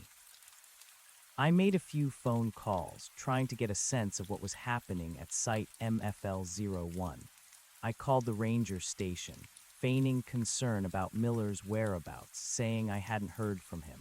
The ranger on duty was cagey, saying Miller was still on vacation and not to worry. I called the sheriff's department, asking similar questions. The reply was equally evasive. They were clearly under orders to keep a tight lid on anything relating to Miller or the site. This official silence only deepened my unease. If Miller had returned safely, they would have said so, if only to reassure a concerned citizen. The fact that they were being evasive meant something was wrong. I packed a small backpack, water, some high-energy snacks, a first aid kit, a powerful flashlight, and of course the Wappia artifacts Miller had sent me. The journal and the old maps were already at home with me. I tucked the small package of herbs, the figurines, and the heartstone into a sealed bag, then into the most secure pocket of my pack. They felt both impossibly heavy and utterly ethereal. I wasn't going to just walk into the field, not after what I'd seen, but Miller had mentioned a forgotten game trail, a strong stream. I knew the general area of Site MFL-01. I had to try to find that trail, to at least get a sense of what was happening. I drove my truck as close as I dared to the restricted area, parking it a good 1.5 miles away from the official perimeter, hidden deep in a less-used logging road. The air was cool and crisp, a pale autumn sun filtering through the trees. It was a normal day, but I felt a chilling sense of foreboding. I walked the rest of the way, keeping to the shadows of the tree line, avoiding the perimeter fence and the posted guards. The silence of these woods felt different now, no longer peaceful, but charged with a sinister potential. I circled the field slowly, looking for any sign of a less patrolled area, an overlooked entry point. The fence was high, reinforced, and clearly monitored. Guards patrolled at regular intervals, their presence a stark reminder of the danger. Then I saw it, a narrow, overgrown gap in the tree line, just barely wide enough for a person. It didn't look like a game trail so much as a forgotten path, choked with brambles and young saplings. And crucially, I could hear the faint gurgle of running water coming from deeper within it. A stream. This had to be it. Miller's entrance. I hesitated for a long moment. Every instinct screamed at me to turn back, to leave this place and its horrors behind. But Miller's face, etched with grim determination, flashed in my mind. His trust, his sacrifice, perhaps I couldn't abandon him. I had to know. Taking a deep breath, I pushed through the thick undergrowth, stepping onto the forgotten trail. The vegetation immediately grew denser, closing in around me. The path was barely discernible, covered in fallen leaves and moss. The gurgling of the stream grew louder, a steady, comforting sound in the unnatural quiet of the forest. I followed the stream, its banks narrow and choked with ferns. The water itself was clear, bubbling over smooth stones. I kept one hand on the Wapia artifacts in my pack, drawing a strange, primal comfort from their presence. As I ventured deeper, the character of the woods began to change. The trees grew taller, their branches intertwining overhead, blocking out more and more of the sunlight. The air grew heavier, colder, and that familiar metallic tang began to prickle at my nose. The subtle shift was terrifying. I was nearing the field's influence. I kept a careful eye on the stream, making sure I stayed as close to its banks as possible. Miller's journal and his note stressed the protective nature of running water. It was my only defense, my only hope. Then I saw it, the field. It was exactly as I remembered, vast and unsettling, the tall emerald grass swaying almost imperceptibly in a breeze I couldn't feel. But something was different. Along the perimeter, just inside the fence, I could see flashes of color, the bright yellow of warning tape, the glint of scientific equipment, the occasional movement of figures in white hazmat suits. The authorities were still here, working.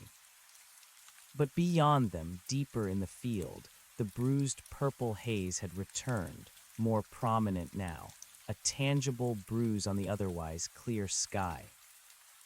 And I saw the perimeter guards. They weren't just standing guard anymore.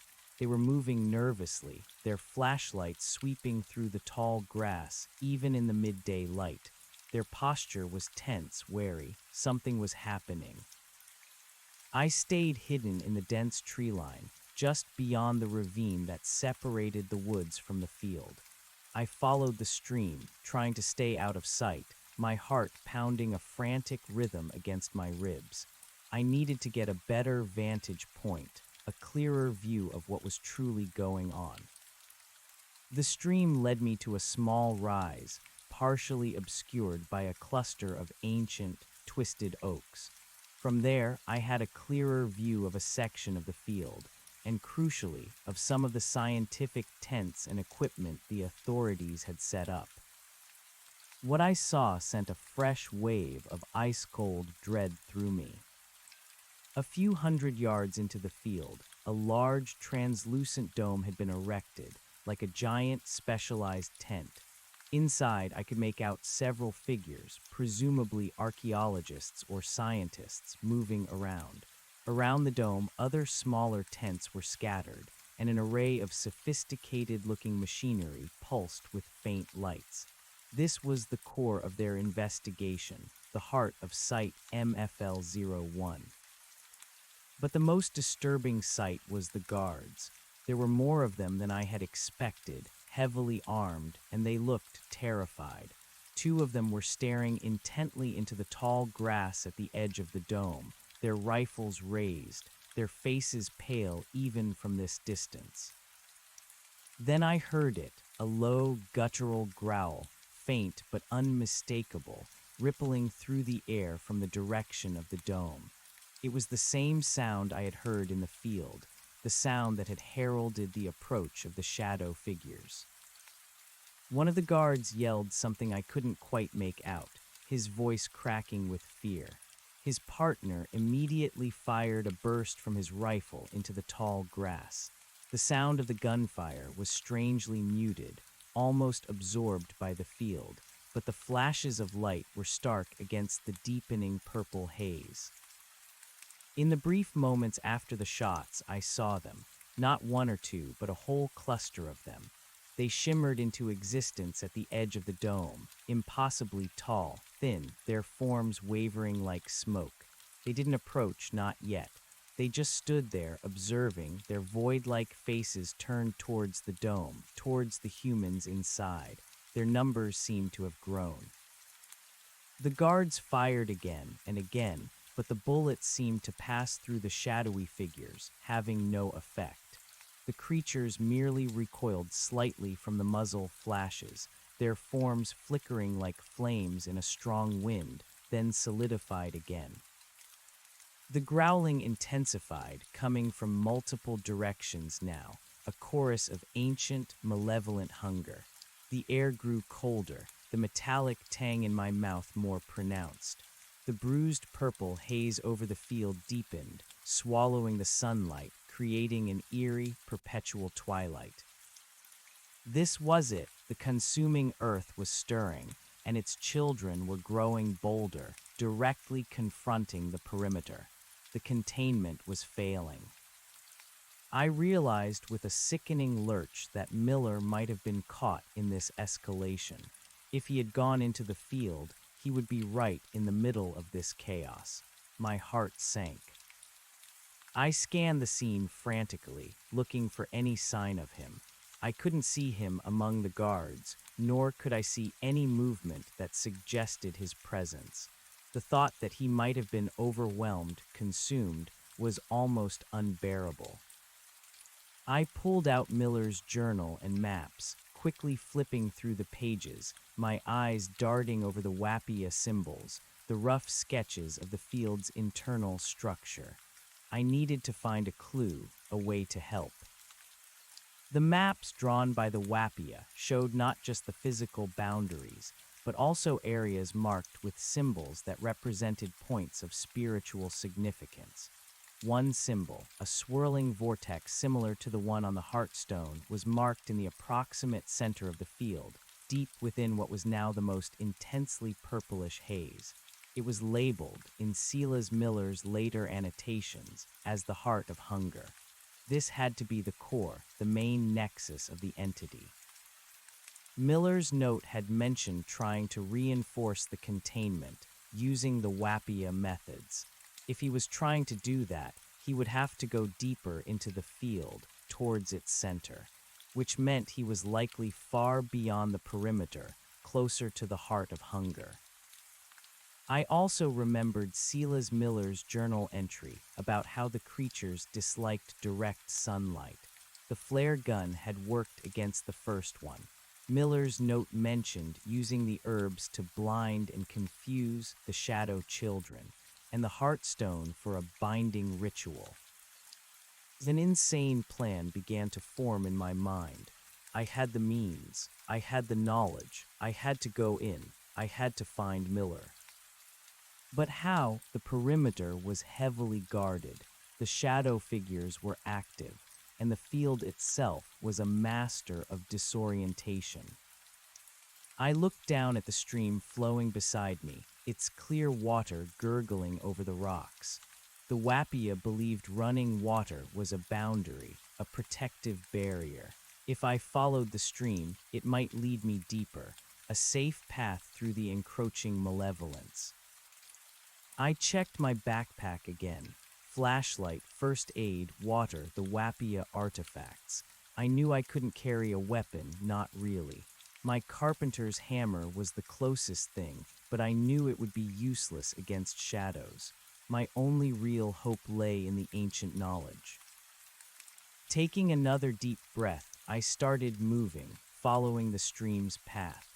I kept to the tree line, using the dense foliage as cover, moving parallel to the field for a while, looking for a break in the perimeter where the stream might actually enter the field itself, or at least run close enough to offer protection. The growling from the field intensified as I moved, and I heard more sporadic gunfire, followed by panicked shouts. The situation was clearly escalating. The authorities, with all their advanced technology and weaponry, were clearly being overwhelmed. Then I saw it, a narrow, rocky gorge through which the stream flowed. It was deeper than the previous ravine, its walls steep and slick with moss. The gorge cut directly through the tree line and seemed to lead straight into the outer edges of the field. And crucially, it was just beyond the main observation post, where the guards were focused on the dome. They hadn't thought to guard the stream itself. This was my way in. I scrambled down into the gorge, the rough rocks scraping my hands. The water here was deeper, flowing more swiftly, churning into small rapids. The air felt colder, sharper, the metallic taste almost overwhelming.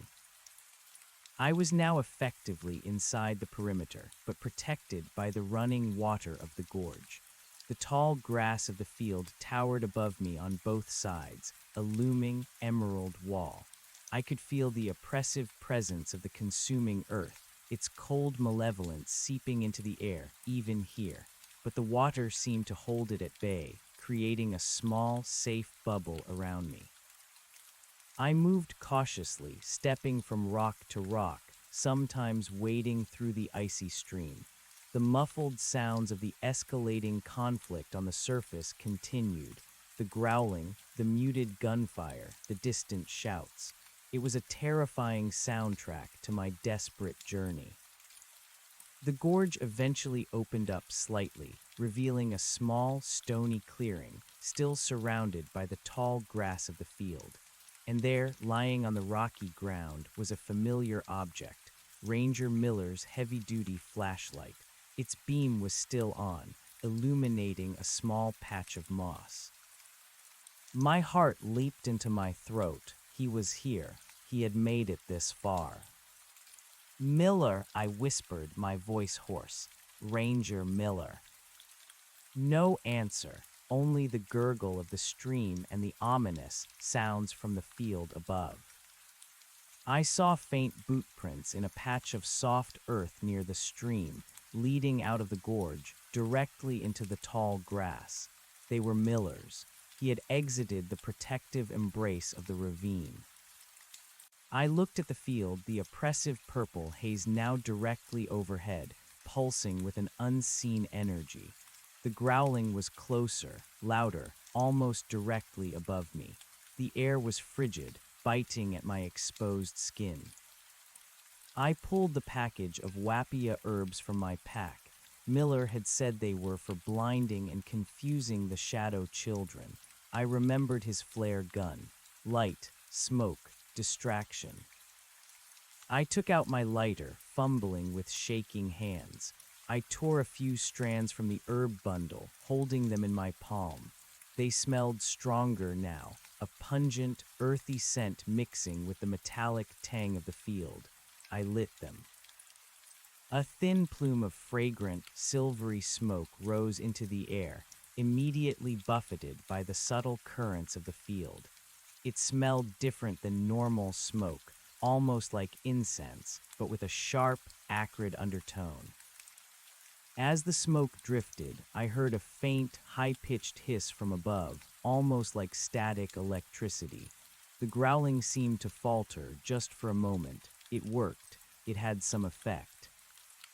Taking a deep breath, I took the small, crudely carved wooden effigies from my pack. They felt strangely warm in my hand. Then, clutching the burning herbs in one hand and the effigies and heartstone in the other, I stepped out of the protective gorge onto the soft earth of the field. The moment my boots touched the ground, the immediate difference was palpable. The cold was bone deep, instantly draining warmth from my body. The oppressive pressure returned, heavier than before, like a giant hand pressing down on my chest, making it difficult to breathe. The air tasted pure metal. The silence was absolute, swallowing the distant growls and shouts from the perimeter. I was truly inside it now. My own footprints, just like before, shimmered and vanished behind me the moment I looked away. The field was disorienting me, trying to cut off my retreat. But I had to keep going. Miller was out there. I followed his faint boot prints, still surprisingly visible to me, leading deeper into the field. The tall grass closed in, towering over my head, creating a claustrophobic maze. The purplish haze made everything indistinct, blurring the edges of my vision. The smoke from the herbs provided a small, flickering shield. As it drifted around me, I noticed that the grass seemed to subtly recoil, its tips bending away from the fragrant plume, and I felt a faint sensation, like something unseen was darting away from the smoke. I walked for what felt like an eternity, pushing through the dense, whispering grass. The fear was a constant, icy companion, but a desperate resolve fueled my movements. I had to find him. Then I heard it, a faint groan, human. It came from ahead, just beyond a particularly dense thicket of grass. Miller, I called out, my voice barely a whisper, afraid to draw attention. I pushed through the thicket, and there he was. Ranger Miller lay on the ground, his uniform torn, his face pale and streaked with mud and blood. His eyes were closed, and he was breathing shallowly. He had clearly been hurt. Beside him, lying open on the ground, was the old leather-bound journal, and scattered around him were several more bundles of the Wappia herbs, some unlit, others partially burned, their smoke long dissipated. He had been trying. I knelt beside him, frantically checking for injuries. He had a deep gash on his forehead, still bleeding sluggishly, and his arm was twisted at an unnatural angle. He must have fallen or been attacked. "Miller, can you hear me?" I whispered, gently touching his shoulder. His eyes fluttered open, unfocused at first.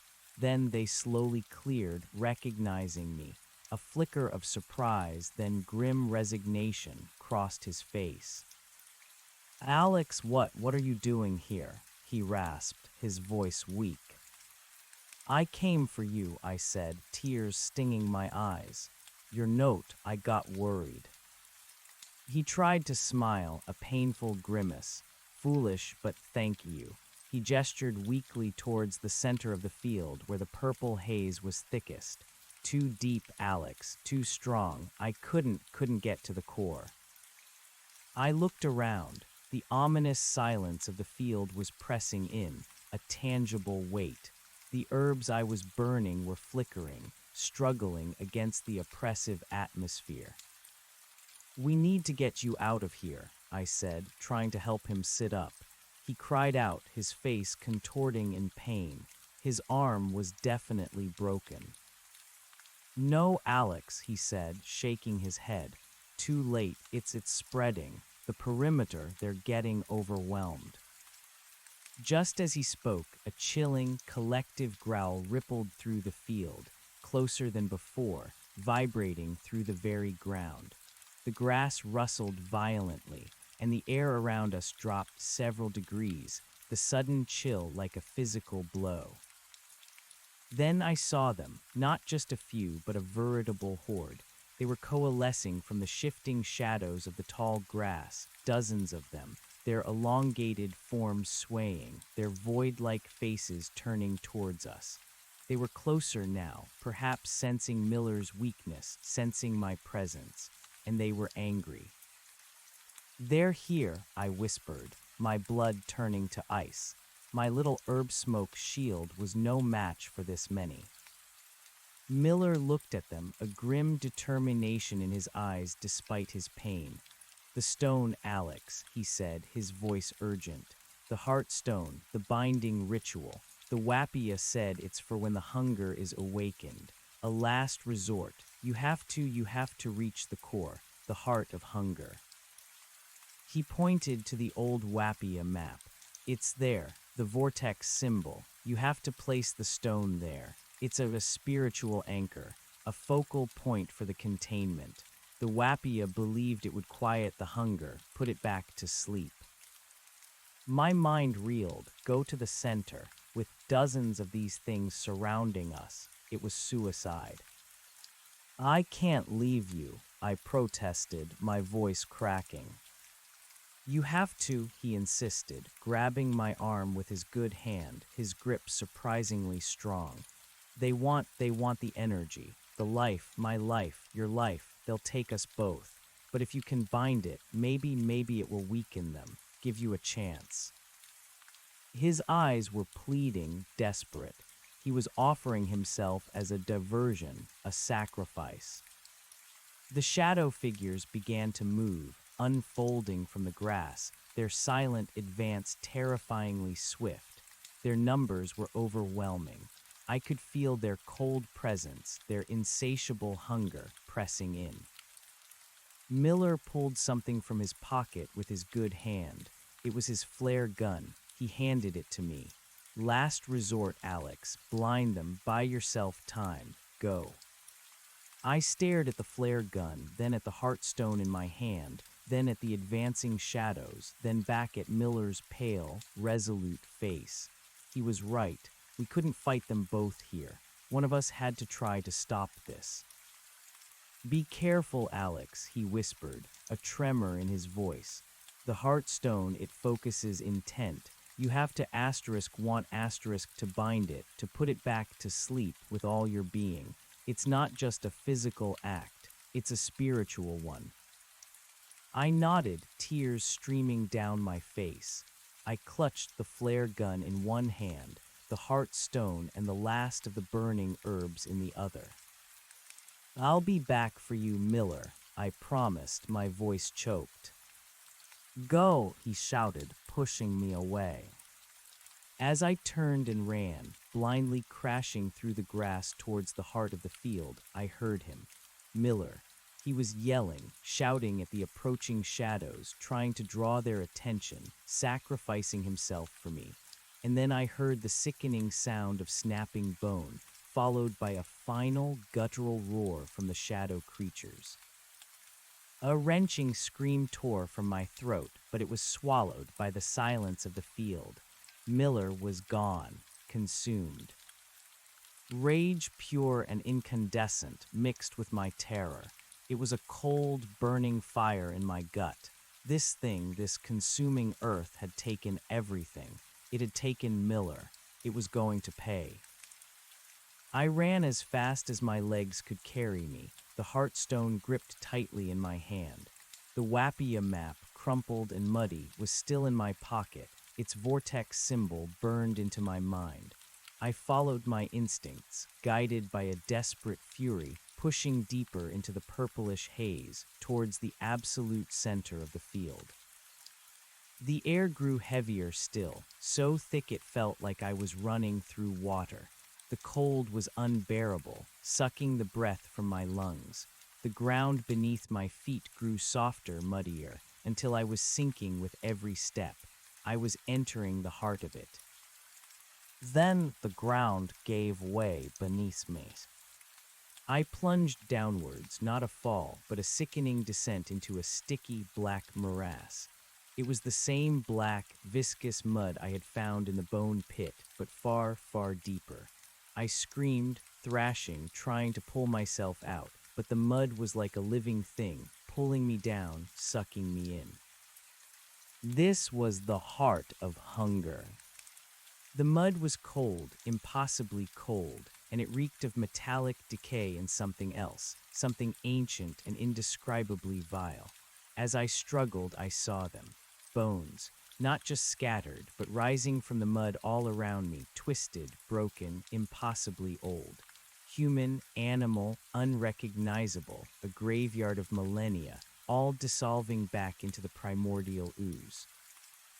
And from the mud, from the very core of this living grave, a pressure rose. It wasn't a shadow figure, not a physical manifestation.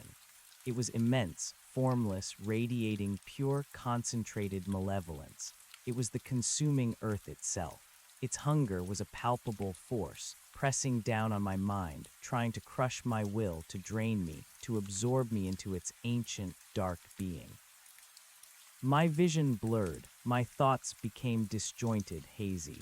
I could feel my consciousness fading, just as it had the first time, when the single shadow figure had cornered me. This was it. This was the true terror, the source of it all. But Miller's words echoed in my mind. The heartstone, it focuses intent. You have to want to bind it, to put it back to sleep with all your being. It's not just a physical act, it's a spiritual one. Rage, grief, resolve. I wouldn't let it take me. I wouldn't let Miller's sacrifice be in vain. With a superhuman effort, I pulled the heartstone from my pocket, gripping it tightly. Its surface, smooth and dark, pulsed faintly in my hand, resonating with a strange energy. I closed my eyes, focusing all my intent, all my hatred, all my desire to stop this thing. Bind you, sleep, return to slumber, stop. I plunged the heartstone downwards, deep into the black, viscous mud, into the very core of the consuming earth. The moment the stone sank, a silent scream erupted. It wasn't a sound, but a tearing, searing agony that echoed only in my mind, a scream of pure, primordial pain and outrage. The mud convulsed violently around me, trying to reject the intrusion. The oppressive pressure intensified 1,000-fold, trying to crush me, to overwhelm my intent. But I held fast, my hand still gripping the stone, willing it to burrow deeper, to anchor itself, to bind. The rage, the grief, the desperate will to live, it all flowed through me, through the stone, into the heart of the entity. A blinding flash of emerald light exploded from the mud where I had plunged the stone. It wasn't a gentle light, but a violent, concussive burst, pushing back against the darkness, against the cold, against the oppressive hunger. The light pulsed, growing brighter, stronger, radiating outwards in waves. The black mud around me began to churn, to shimmer, to recede. The bones, which had been rising from the mire, froze, then slowly, agonizingly, began to sink back down, swallowed by the mud.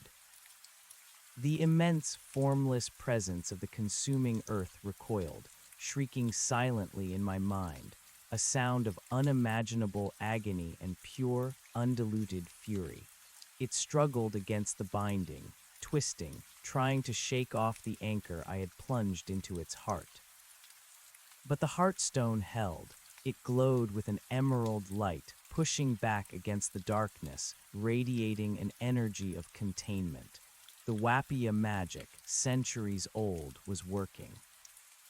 The emerald light pulsed faster, growing into a brilliant beacon, a counterforce against the field's malevolence.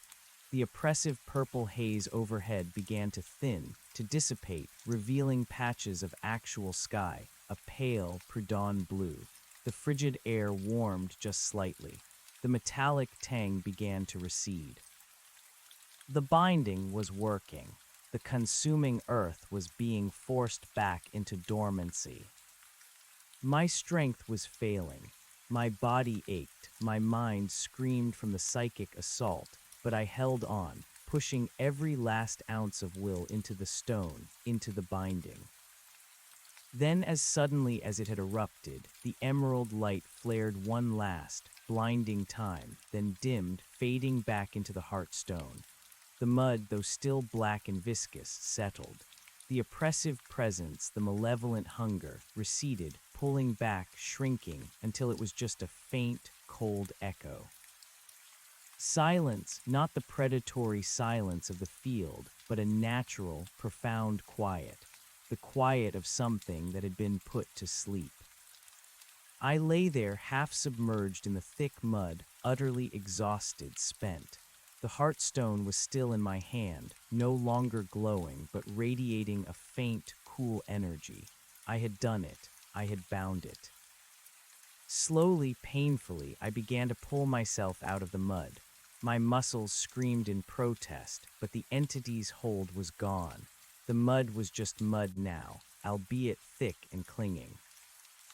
I crawled out onto solid ground, collapsing onto the thankfully not muddy grass. I lay there, gasping, my body shaking uncontrollably, my mind a jumble of terror, relief, and profound grief for Miller. The purplish haze over the field was gone. The sky was a pale, clear blue, tinged with the first blush of dawn. The tall grass, though still unnaturally dense, seemed less ominous, more like normal vegetation. The bone-deep cold had receded. The binding held. I dragged myself up, my body protesting with every movement. I had to get out of here, and I had to tell someone. They had to know what had truly happened.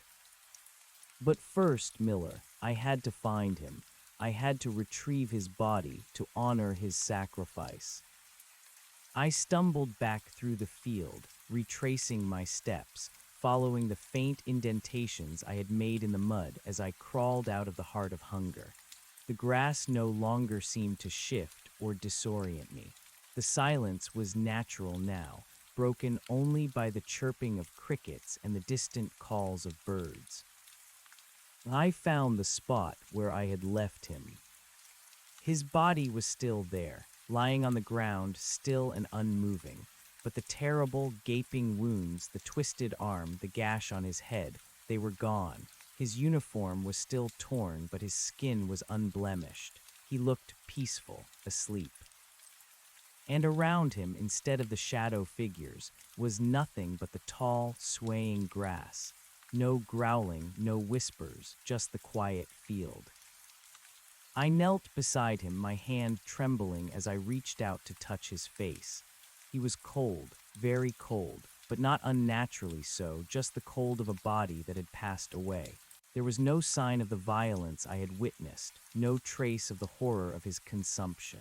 It was as if the field, in its dormant state, had cleansed him, or perhaps, in taking him, it had returned him in its own way. I sat there for a long time, the weight of everything that had happened pressing down on me. Miller was gone, but he had not died in vain. His sacrifice, combined with the Wappia knowledge, had allowed me to bind the consuming earth. I had to get his body out. I had to tell the authorities what had happened. But how could I explain this? The healed wounds, the vanished shadow figures, the heartstone in my hand. I knew they wouldn't believe me, not entirely. They would see a man who had succumbed to his injuries, who had been found, miraculously, unharmed save for minor external trauma, after disappearing into the dangerous field. They would attribute my story to shock, to trauma, to the delirium of a concussion. But I couldn't just lie to them, not after Miller had died to give me the truth. But how much truth could they handle? How much would they even believe? The heartstone, still clutched in my hand, felt like a burning coal, a tangible link to the impossible. I knelt beside Miller, the quiet grief a heavy cloak. His face, serene in death, was a stark contrast to the terror and violence that had preceded it. It was as if the field, in its dormant state, had erased the brutal ending, smoothing over the horror, leaving only a semblance of peace. But I knew what I had seen. I knew the snap of bone, the guttural roar. I had to get him out. My body was screaming from exertion, my mind still reeling from the psychic assault, but a new resolve hardened my grief. I owed him this. First, I retrieved the journal and the Wappia map. They were mud-stained, but otherwise intact. I tucked them carefully into my backpack, alongside the remaining herbs and the wooden effigies. The heartstone, however, I kept in my hand. It felt too important, too vital to relinquish its touch. Then I faced the daunting task of moving Miller. He was a big man, and I was utterly exhausted. But adrenaline and the burning fire of a promise lent me a strange strength. I managed to hoist him awkwardly onto my shoulder, his arm draped over mine, his weight pressing down on me. It was a slow, agonizing process, each step a battle against the soft earth and my own failing muscles. The walk back through the field was different now. The grass still swayed, but it no longer felt malevolent. The silence was still profound, but it was the silence of nature, not of a predator. The air was cool, no longer frigid. The bruised purple haze was completely gone, replaced by a clear, pale morning sky. The field for now truly slept. I followed my previous path, the faint trail I had left as I crashed through the grass. The stream, when I finally reached the gorge, was a welcome sight. Getting Miller down into the narrow, rocky ravine was a brutal struggle, but I managed it, sliding him carefully, inch by agonizing inch, until he lay by the flowing water. The sight of the stream, clean and clear, seemed to invigorate me slightly. I splashed water on my face, rinsing away the mud and the lingering metallic taste. The cold shock helped clear my head. I couldn't carry him all the way back through the woods to my truck. I was too spent, and the official perimeter was still heavily guarded. I needed to call for help, but how, and what would I say? I pulled out my phone. Miraculously, despite being in the heart of the field just hours ago, it still had a signal. I debated calling 911, but then thought of Sheriff Thompson. He was the local authority, and he had at least listened, even if he hadn't fully believed, and he had been Miller's boss. I dialed his number. It was early, but I knew he'd be up, especially with the ongoing situation at Site MFL-01. Thompson, his voice was gruff, weary. "Sheriff, it's Alex," I said, my voice hoarse, raw with exhaustion and grief. I found Miller." There was a beat of silence on the other end. "Alex, where are you? What are you talking about? Miller's on administrative leave. He's supposed to be on vacation." His tone was suspicious, immediately defensive. "He's not on vacation, Sheriff," I choked out, fighting back fresh tears. He's dead. I'm in the gorge, just inside the perimeter near the stream. He's here." Another silence, longer this time, fraught with a sudden, dawning comprehension. "Dead? How is he dead? Were you both in the field? What happened, Alex?" His voice had gone from suspicious to sharp, urgent. It's a long story, Sheriff," I managed. "But the field, it's quiet now. The shadows, they're gone. Just send a team, please, and be careful." "Quiet, Alex, what are you talking about? The situation here it's been hell all night. We've had contact, casualties. We've been pulling back, trying to regroup. What do you mean, quiet?" His voice was bewildered, disbelieving. "Just come to the gorge, Sheriff. The one with the strong stream, just past the main observation post. You'll see," I insisted. He paused again, a long, heavy silence. "All right, Alex, stay put. Don't touch anything. Don't move him. I'm coming, and I'm bringing backup." I slumped against the cold rock of the gorge, dropping the heartstone into my lap, its cool surface a stark contrast to my feverish skin. The relief of making contact was immense, but it was quickly overshadowed by the dread of what was to come. How would I explain any of this? It wasn't long before I heard the approaching sounds. Not just a vehicle, but multiple. Sirens, muffled in the distance, growing steadily louder. The crunch of boots on the forest floor. Flashlights sweeping through the trees. "Alex, can you hear me?" Sheriff Thompson's voice boomed from above, closer now. "Down here, Sheriff, in the gorge," I called back, my voice weak. A moment later, his face appeared over the edge of the gorge, illuminated by a powerful flashlight. His eyes, tired and shadowed, widened when he saw Miller. Then his gaze snapped to me, taking in my mud-caked clothes, my disheveled appearance, the utter exhaustion etched on my face. "Sweet Jesus, Alex," he breathed, his voice filled with a mix of shock and concern. "What in God's name happened?" More faces appeared behind him, other officers, agents in tactical gear, even a few of the hazmat-suited scientists. They peered down, their flashlights creating a chaotic array of beams. A ripple of gasps and shocked whispers went through the group as they saw Miller's body. He's gone," an officer whispered, his voice trembling. But he looks peaceful," another one added, clearly confused by the lack of visible injury. Sheriff Thompson quickly took charge. "All right, let's get a rope down here. Medical team, get ready. Forensics, secure the scene. Nobody touches anything until we've documented it." Soon a small team was carefully making its way down into the gorge.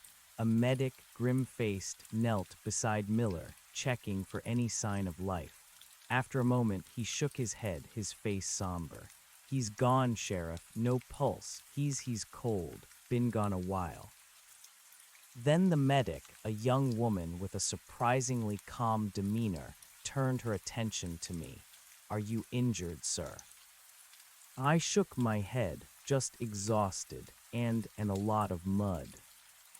She quickly assessed me, shining a penlight in my eyes, checking my pulse. "You look like you've been through a war zone. You're in shock, but physically, surprisingly intact. We need to get you to a hospital, though, for a full checkup." As I was helped out of the gorge, two forensic investigators, wearing full protective gear, were already beginning to examine Miller's body. I heard their hushed, confused comments. "No visible trauma, no signs of struggle, but look at the uniform, it's torn.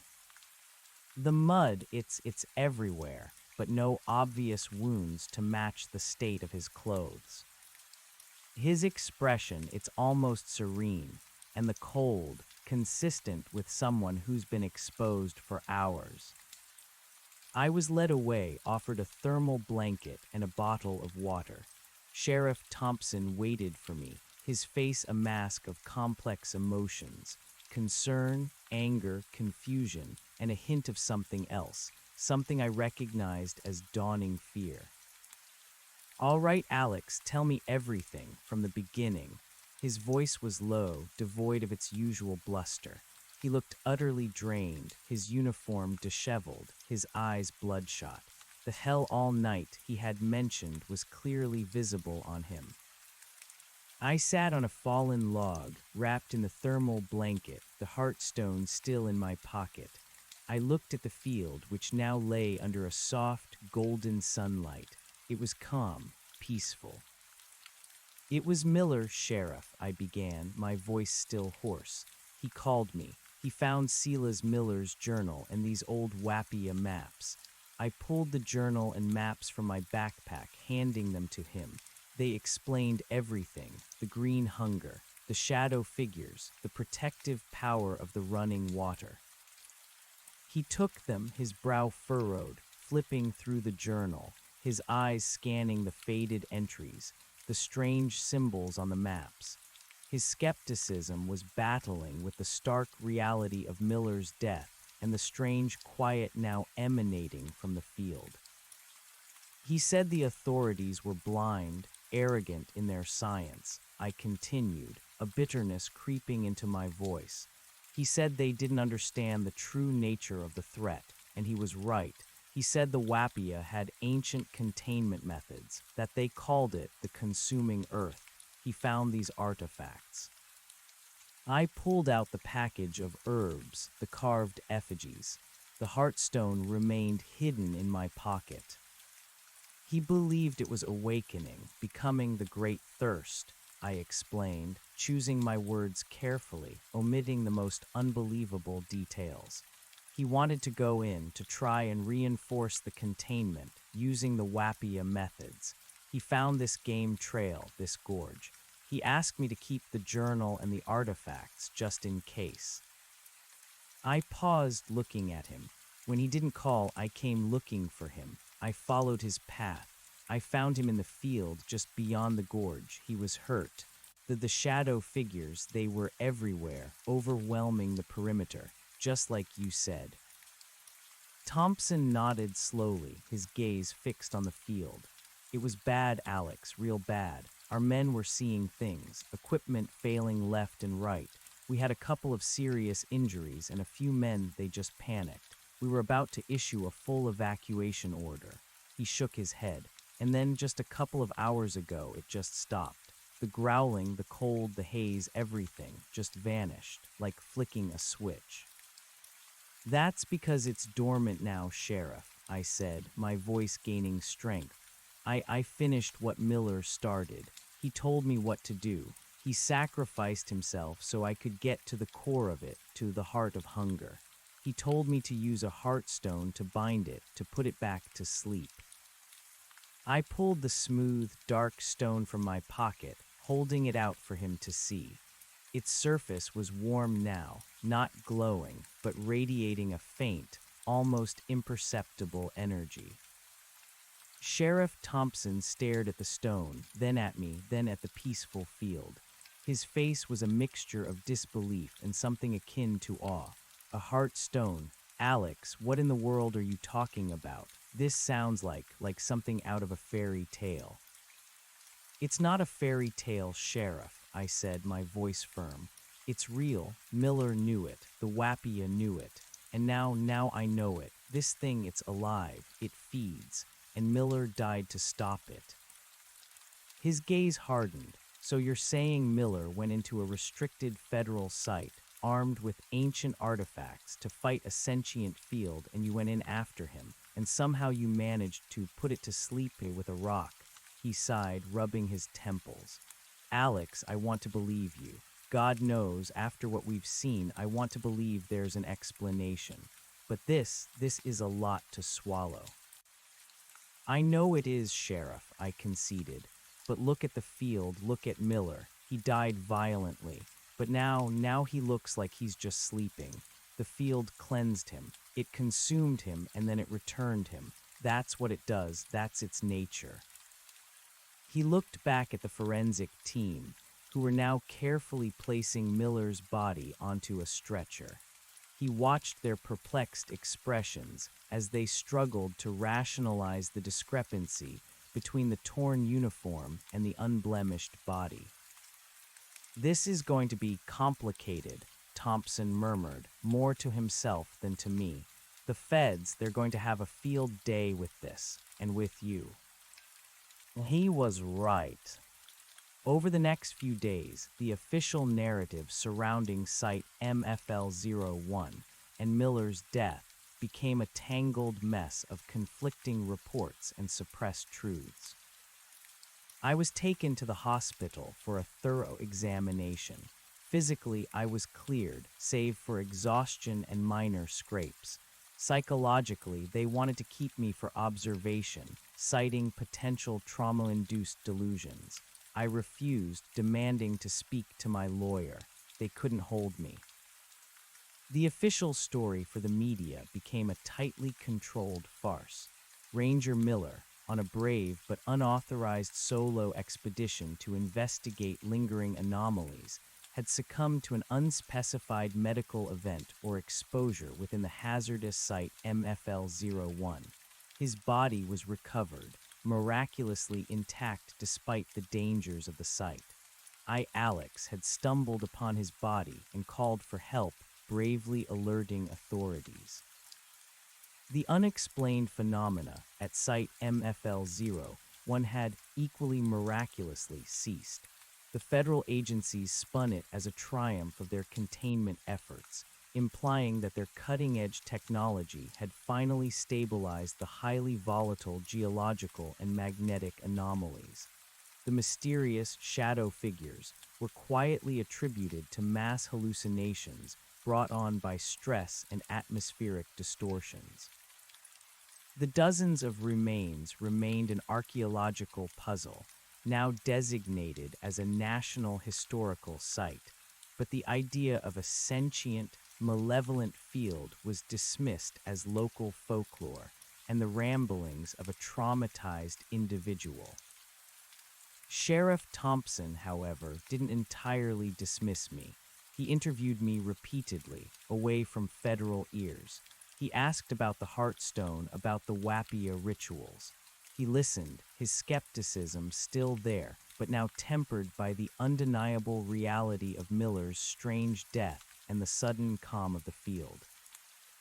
"I don't know what to believe, Alex," he admitted one evening, sitting in my living room, away from the prying eyes of the feds. "But I know Miller. He wasn't a fool. And what you've described, it aligns with what little we did manage to observe during the chaos. The way the field just shut off. It's too neat." He returned the journal and the Wapia maps to me carefully. They're too much of a liability for me to hold on to officially. The feds would confiscate them, declare them evidence of your delusional state, keep them safe. Miller trusted you with them. Maybe he was right. The Wapia artifacts, the herbs, the effigies, and the Heartstone were also returned to me after being processed by forensics. They found nothing unusual about them. No chemical compounds, no exotic materials, just old wood, dried plants, and a common geological stone. Their science was blind to the true nature of the objects. The quiet, unassuming federal agent, the one who specialized in unexplained phenomena, sought me out a few times. Agent Davies, her name was. She never openly validated my story, but her questions were always pointed, intelligent, probing for details that confirmed rather than contradicted my account. She seemed to read between the lines, to understand the deeper implications. "You said the entity feeds on life force, Mr. Vance," she asked me one afternoon, her gaze sharp, "and that it awakens when it's thirsty." "That's what the Wapia believed," I confirmed. "And the binding ritual, it puts it back to sleep." "Yes, a spiritual seal, an anchor." She nodded slowly, a thoughtful expression on her face. "And these shadow children, they are its extensions, its hunters. Its projections, its agents, they gather the offerings." She leaned back, her fingers steepled. "Interesting. What if something asterisk woke asterisk it up? What if something triggered its great thirst in the first place?" Her question hung in the air, a chilling implication. I hadn't considered that. I had just assumed it had awoken on its own, a natural cycle. But what if there was an external cause? What if the binding was only a temporary solution, a pause until the next awakening? "The Wapia said it lay dormant for millennia," I mused, remembering Miller's words. "But something awakened it." Agent Davies offered a faint, almost imperceptible nod. "Precisely. And if we don't understand why it awoke, we can't be sure it won't awaken again. The binding might simply be a sedative, not a cure." Her words unsettled me deeply. I had believed the nightmare was over, contained, but her suggestion hinted at a deeper, more insidious threat. After a few more weeks, the media frenzy around Site MFL01 slowly died down. The perimeter remained, but the activity lessened. The federal agencies moved on, confident in their containment. Life in a strange, fractured way went back to normal. I returned to my carpentry, trying to find solace in the tangible world of wood and tools. But my perspective was forever altered. Every rustle of leaves, every shadow held a new meaning. I had seen behind the veil, and I couldn't unsee it. I kept the journal, the maps, and the Wapia artifacts hidden in a locked chest in my workshop, a secret burden. I was the keeper now, just as Miller had predicted. The knowledge he had passed on, at the cost of his life, was mine alone. I often visited Miller's grave. It was a simple stone, acknowledging his service as a ranger and his heroism. No mention of the consuming earth or the shadow figures or the true nature of his sacrifice, just a quiet tribute to a brave man. I always left a small bundle of the Wapia herbs on his grave, a silent acknowledgement of the truth. One unusually warm evening, several months after the incident, I was sitting on my porch, watching the stars. The air was still, quiet, too quiet almost. A familiar prickle of unease stirred in my gut. My phone rang. It was an unknown number. I hesitated, then answered. "Mr. Vance, this is Agent Davies." Her voice was low, urgent, laced with a familiar undercurrent of apprehension. "I apologize for calling you directly, but I believe we have a situation." My blood ran cold. "What kind of situation, Agent?" "Site MFL-01, she said, her voice dropping to a whisper. "The monitors, the ones they installed to track the geological anomalies.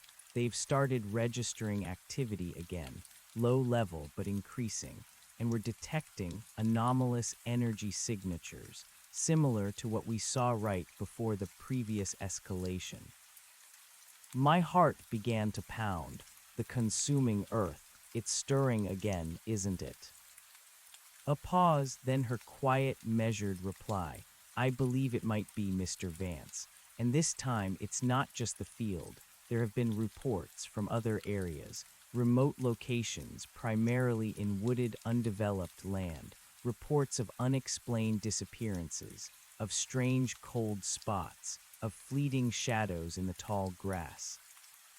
My mind raced. "It's spreading." "That is my grave concern, Mr. Vance," Agent Davies confirmed, her voice grim. "The anomalies at Site MFL-01 had a distinct signature, and these new reports, they're mirroring that signature. It's subtle, but it's there. The binding ritual, it may have contained the core, but it seems something else is happening, something new, or perhaps something that was always there, just waiting for its moment." "What do you mean, something that was always there?" I asked, my voice barely audible. "The Wapia legends, Mr. Vance," she explained, her voice thoughtful. "They spoke of the consuming earth, yes, but they also spoke of other entities, related perhaps, or offshoots. They had a phrase for it, the scattered hunger, smaller manifestations, less powerful but perhaps more mobile, more difficult to contain." The scattered hunger. The phrase sent a chill down my spine. "What are you doing about it?" I asked, my voice urgent. "Officially, nothing yet. My superiors are still dismissing these new reports as isolated incidents, local folklore, or simply misidentified animal attacks. They are attributing the faint readings at Site MFL-01 to lingering energy fluctuations from the previous event." Her frustration was palpable. "They are blind, Mr. Vance, just as Ranger Miller said." "So what now?" I asked, a sense of grim inevitability settling over me. "I've been quietly gathering information, compiling reports," she said. "But I can't act alone. I need more understanding, more proof that isn't just delusional ramblings. You have the Wapia knowledge, Mr. Vance. You have the journal. You have the experience." "You want my help," I stated, not a question. "I do, Mr. Vance," she affirmed. "Unofficially, of course. I believe we are facing a threat that conventional science is simply not equipped to handle, and I believe you are the only one who truly understands what we are up against, and perhaps the only one who can help us fight it." Her words echoed Miller's final plea, his handing over of the burden. Keeper. What exactly do you want me to do? I asked, already knowing my answer. I couldn't stand by. Miller hadn't. I need you to help me interpret the Wappia knowledge, she said, to help me understand these new manifestations, to help me find a way to contain this scattered hunger before it becomes something far, far worse. I have access to resources, to information that you don't. We could work together. It was a dangerous proposition, teaming up with a secret federal agent, delving into ancient magic and primordial horrors, all while remaining unofficial and avoiding the official skeptical channels. It sounded like something out of a pulp novel, but then so did everything else I had experienced. Where do we start? I asked, the familiar knot of dread and resolve tightening in my stomach. I have a secure location off the books, she replied.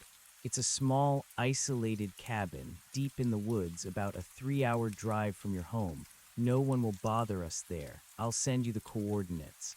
Pack light, Mr. Vance. Bring the journal, the maps, and the artifacts, and be prepared for anything. I hung up the phone, the silence of the night pressing in. The stars twinkled, oblivious to the ancient horror stirring beneath them. I looked towards my workshop, towards the locked chest where the Wappia secrets lay. The burden had returned, heavier now and more widespread. Miller had died believing he had contained the consuming earth, but it seemed its hunger was far more complex, far more insidious than even he had imagined. The binding at the core had worked for now, but the branches of its malice, the scattered hunger, were now stretching out, testing new grounds, finding new victims. I was no longer just a carpenter, I was a keeper, and now, it seemed, I was also a hunter. The drive to Agent Davies' secure location was long and winding, taking me deep into an unfamiliar stretch of national forest. The coordinates she sent led me down increasingly narrow, unpaved roads until I reached a clearing where a small, rustic cabin stood, surrounded by ancient, towering pines. It was exactly as she had described, isolated off the grid, hidden from prying eyes.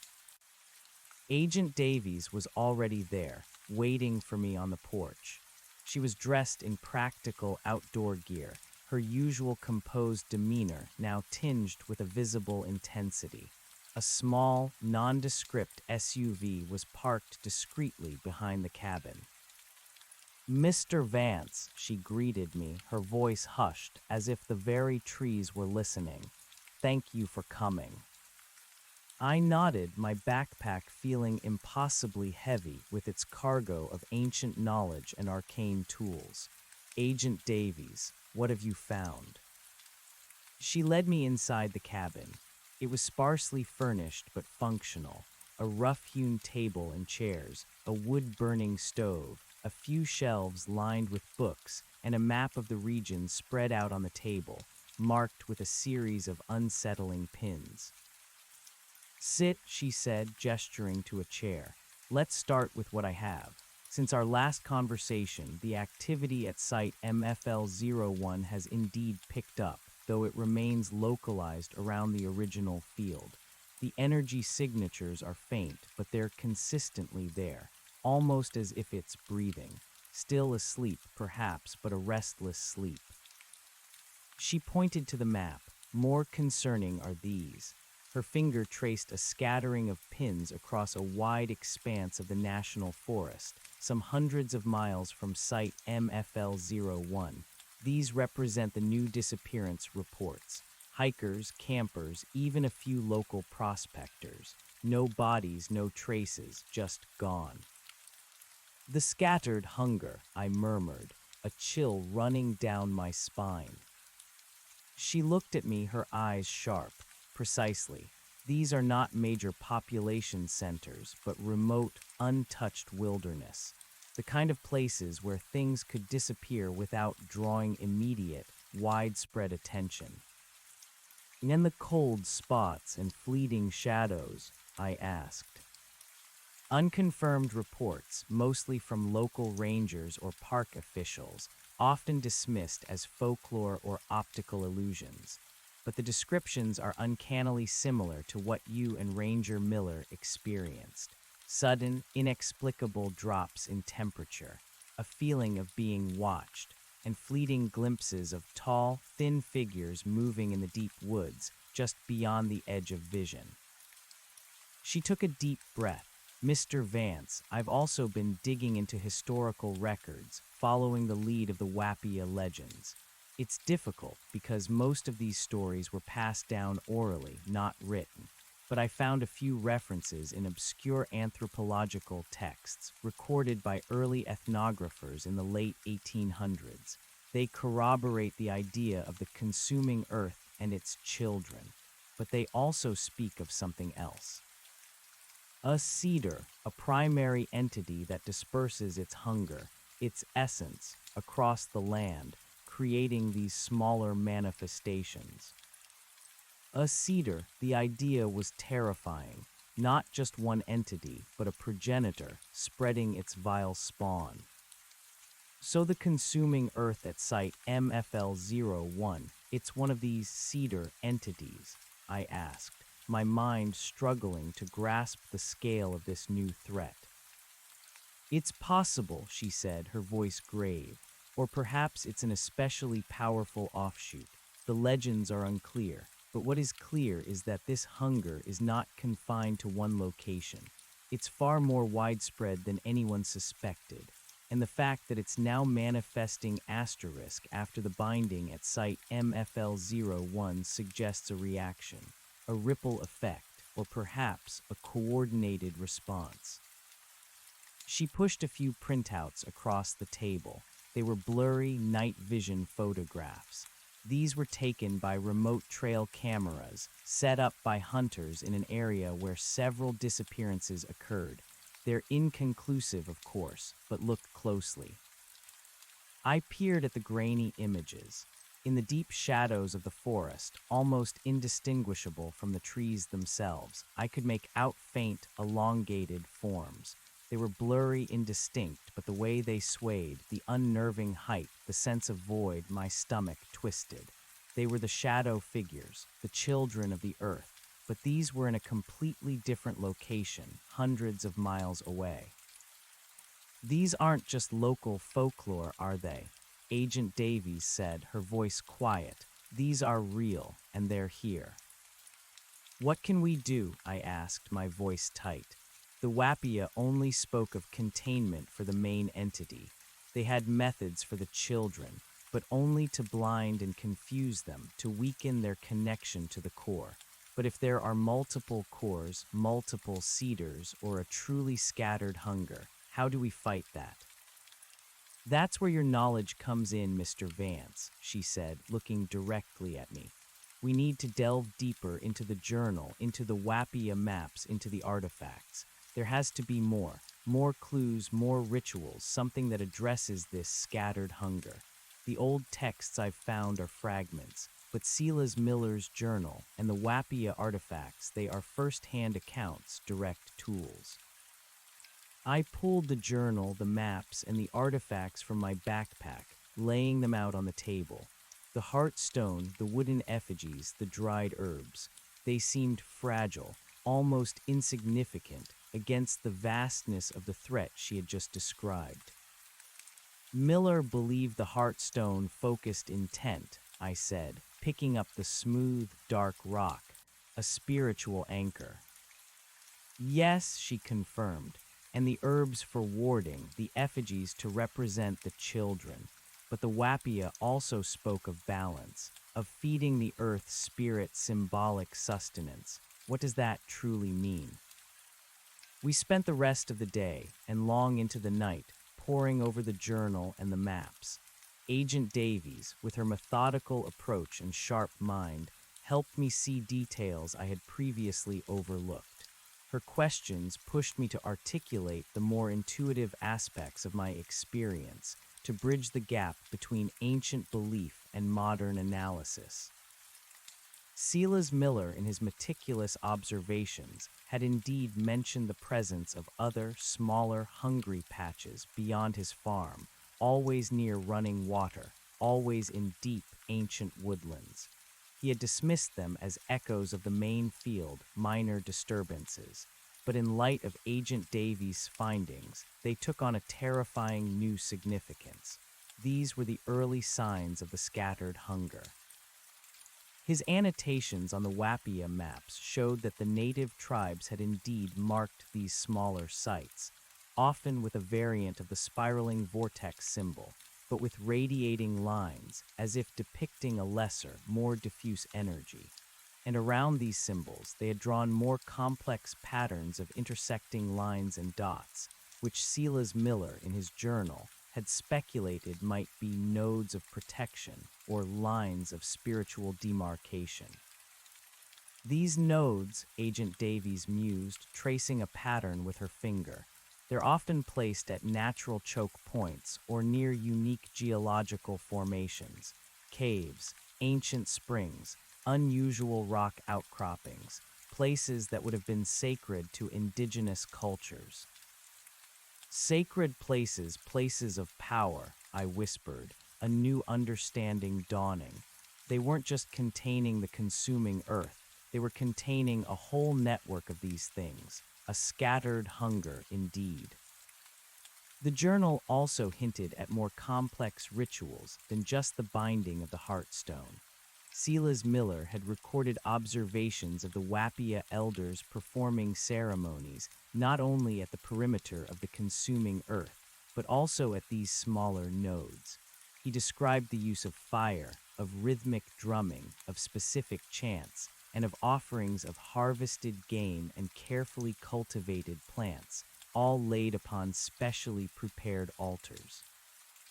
Not human sacrifice, as Miller had noted, but symbolic sustenance, a continuous act of spiritual husbandry to keep the hunger at bay. They were managing the ecosystem of the supernatural, Agent Davies said, her voice filled with a quiet awe, not just fighting it, but maintaining a delicate balance.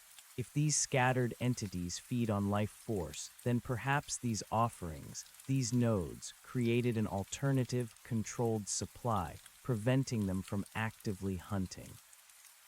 They were feeding the beast to keep it from feeding on them, I realized, a grim understanding settling in, and they were reinforcing the spiritual barriers, not just physical ones. The herbs, Silas Miller noted, were not just for warding the shadow figures, but also for specific purification rites at these nodes. The smoke, he believed, cleansed the space and created a temporary veil, making the physical world opaque to the entities, blinding them. As for the carved wooden effigies, Silas Miller's journal spoke of them being placed at the boundaries of these smaller hungry patches, not just as representations of the children, but as decoys. They were believed to draw the attention of the shadow figures, distracting them from human prey, allowing the rituals to be completed safely. It was a complex, integrated system of containment and management, a system that had been forgotten, dismissed as superstition, and now, it seemed, was desperately needed again. "The challenge, Mr. Vance," Agent Davies said, tapping the map, "is that these old nodes." "The challenge, Mr. Vance," Agent Davies said, tapping the map, "is that these old nodes, these points of spiritual demarcation, are ancient. They haven't been maintained in centuries. Many of them are deep in uncharted wilderness, likely completely overgrown or perhaps even physically altered by time and natural processes. Some might even be on private land now, long since forgotten by local memory." She looked up from the map, her expression grim. "Finding them will be difficult, identifying the exact spots even more so. And then we have to activate them. We don't have Wapia elders. We have you with your limited understanding from Miller's journal and me with my fragmented historical research. We're working with scraps, Mr. Vance. But we have the tools, I countered, gesturing to the journal and the artifacts. Miller proved they work, and the Wapia maps, they're surprisingly detailed. If we overlay them with modern topographical maps, we might be able to pinpoint their locations. A good starting point, she conceded, a flicker of something akin to hope in her eyes. But time is of the essence. These disappearances are increasing. The scattered hunger is actively feeding. We need to identify a priority target, a place where the threat is most active, or perhaps where an old node is most accessible. She pulled another map, a larger, more detailed topographical survey of the entire region, and spread it beside the Wapia one. We spent hours tracing lines, cross-referencing landmarks. The Wapia map used natural features, river bends, ancient groves, specific rock formations, to mark their sacred sites, features that, remarkably, had often persisted through time. After much deliberation, we identified a promising location. It was deep within the national forest, about 100 miles from Site MFL-01, but closer to a cluster of the recent disappearances. The Wapia map clearly marked it as a lesser hunger site, with a distinct node symbol placed at a convergence of two small streams, right next to a prominent granite outcropping. Modern maps showed it as a remote, heavily wooded area, largely undisturbed. "This looks like our best bet," Agent Davies finally declared, pointing to the spot. "It's isolated enough that we won't draw immediate attention, but active enough that we can confirm the presence of the scattered hunger. And the node, being at a stream convergence and a distinct rock formation, should be relatively easy to find." "So we go in," I said, a familiar knot of dread and grim resolve tightening in my stomach. She met my gaze, her expression unwavering. "We go in, but we need a plan. We can't just blunder in. We have to prepare. The Wapia rituals were precise. We need to recreate them as best we can." Our preparations were meticulous. Agent Davies, leveraging her unofficial resources, procured specialized equipment, high-quality night vision binoculars, sensitive thermal cameras, and communication gear. From my own workshop, I gathered tools, sturdy shovels, axes for clearing brush, and materials for constructing a makeshift altar, smooth, flat stones, and a strong, fire-resistant bowl for burning herbs.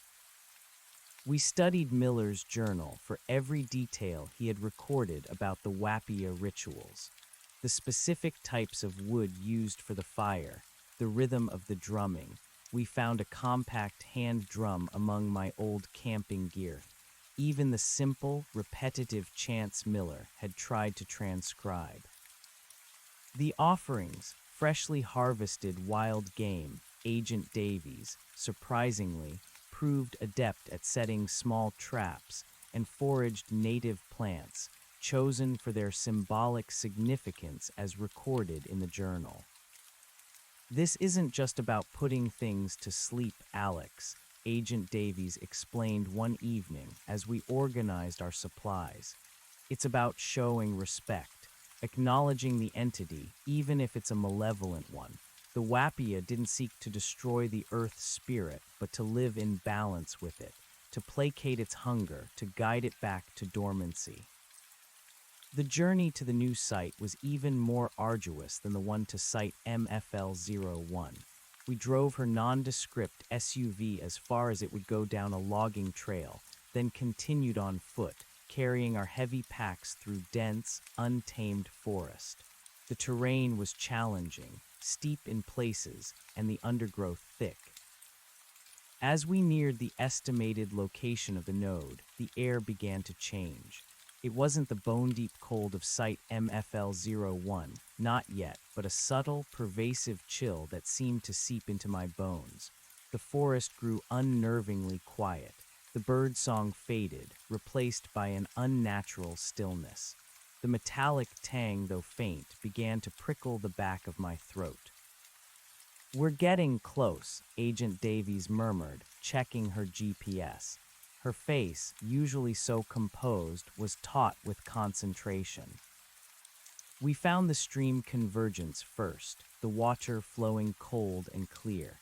Then, pushing through a thicket of ancient cedars, we saw it, a massive granite outcropping, its surface covered in moss and lichen, rising majestically from the forest floor.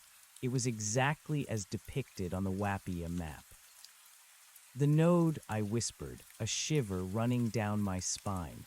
The air around the rock felt distinctly colder, heavier. A faint purple haze shimmered just above the ground, visible only at the edge of my perception. It was here, the scattered hunger.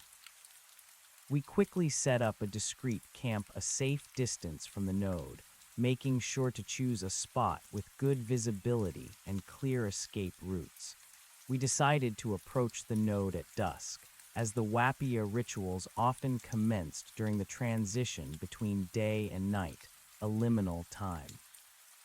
As twilight bled into the forest, casting long, shifting shadows, we gathered our tools and the Wapia artifacts. I held the heartstone in my hand. It was cool, but not cold, a silent comfort. Agent Davies strapped on her night vision goggles and handed me a powerful flashlight. "Remember the plan," she said, her voice low. "We establish the altar, perform the offerings, begin the chanting and drumming. I'll monitor for any activity. If the shadow figures appear, we use the herbs, deploy the effigies as decoys, and be ready to retreat if necessary. We are not here to fight, Alex. We are here to contain." We approached the granite outcropping cautiously. The cold grew more intense with every step, the air thick with the metallic tang. The purple haze was more defined now, clinging to the base of the rock and seeping into the surrounding undergrowth. As we reached the clearing around the outcropping, I saw them. Faint, elongated forms, almost transparent, shifting in the deepest shadows of the surrounding trees. They were more diffuse than the ones at Site MFL-01, less defined like smoke figures, but their malevolent presence was unmistakable. They moved silently, swaying, their void-like faces turning towards us. Not a horde like before, but a scouting party, perhaps a dozen of them. "They're here," I breathed, my blood turning to ice. Agent Davies nodded, her face grim under the green glow of her night vision. "Stay focused, Alex. Let's get this done." Following Silas Miller's detailed notes, we began to construct the altar. We cleared a small patch of earth at the base of the granite outcropping. With careful precision, we laid out the flat stones, then placed the fire-resistant bowl in the center. I arranged the foraged plants around it, and Agent Davies placed the small, carefully prepared pieces of game meat. As we worked, the shadow figures began to draw closer. They were still indistinct, but their collective presence was like a physical weight pressing down on us. The air grew colder, and a low, almost imperceptible hum resonated through the ground. "They're reacting," Agent Davies whispered, her hand instinctively going to the small pistol holstered at her hip, a gesture of instinct rather than genuine utility against these foes. "Burn the herbs, Alex, now." I pulled out the Wapia herbs, tearing a few strands and placing them in the bowl. With trembling hands, I lit them. The fragrant, silvery smoke immediately rose, buffeted by the subtle currents of the field. It smelled pungent, earthy, with that strange, acrid undertone. As the smoke drifted, the shadow figures recoiled, just as they had at Site MFL-01. Their forms flickered, wavered, and they seemed to retreat into the deeper shadows, though their malevolent gaze remained. The smoke was a shield, a temporary veil. "Good," Agent Davies breathed. "Now the effigies and the drum." I placed the crudely carved wooden effigies at the perimeter of our small working space, each facing outwards. They were simple, almost childlike, but as I placed them, I felt a faint sensation, as if the shadows were briefly drawn to them, a subtle shift in their attention. Then I picked up the small hand drum. I looked at Agent Davies. She nodded, her expression resolute. I began to drum, a slow, steady, rhythmic beat, just as Miller had described. It wasn't a sophisticated rhythm, but a primal, hypnotic pulse that vibrated through the quiet forest. Agent Davies, consulting Miller's journal, began to chant, her voice low and surprisingly strong. The Wapia words were guttural, repetitive, but they carried a strange, ancient power. Earth that hungers, deep and vast. The spirit sleeping, bound to last. Take this offering, freely given. Life returned, by nature driven. Rest your children, turn from light. Slumber deep in endless night. As the drumming and chanting filled the air, the cold seemed to intensify, but it felt different now, less predatory, more like a natural chill. The purple haze pulsed in response to the rhythm, expanding and contracting. The shadow figures, though still hesitant in the face of the smoke, shifted restlessly in the darkness, their forms wavering, as if battling an unseen force. I continued to drum, pouring my intent into each beat. Agent Davies continued her chanting, her voice gaining in power and confidence. This was it. This was the spiritual husbandry Miller had spoken of, the ancient way. After what felt like an eternity, but was probably only 20 minutes, the chanting began to wind down. The drumming softened until it was just a faint throb. The smoke from the herbs had mostly dissipated, but its lingering scent still permeated the air. The forest was silent again. The shadow figures were still there, but they seemed to have receded further, their forms even more indistinct, blending almost entirely with the shadows of the trees. The purple haze around the outcropping had thinned significantly. The cold, though still present, was no longer bone deep. "Did it work?" I whispered, my voice hoarse. Agent Davies pulled off her night vision goggles, her eyes scanning the area. The energy signatures have dropped dramatically.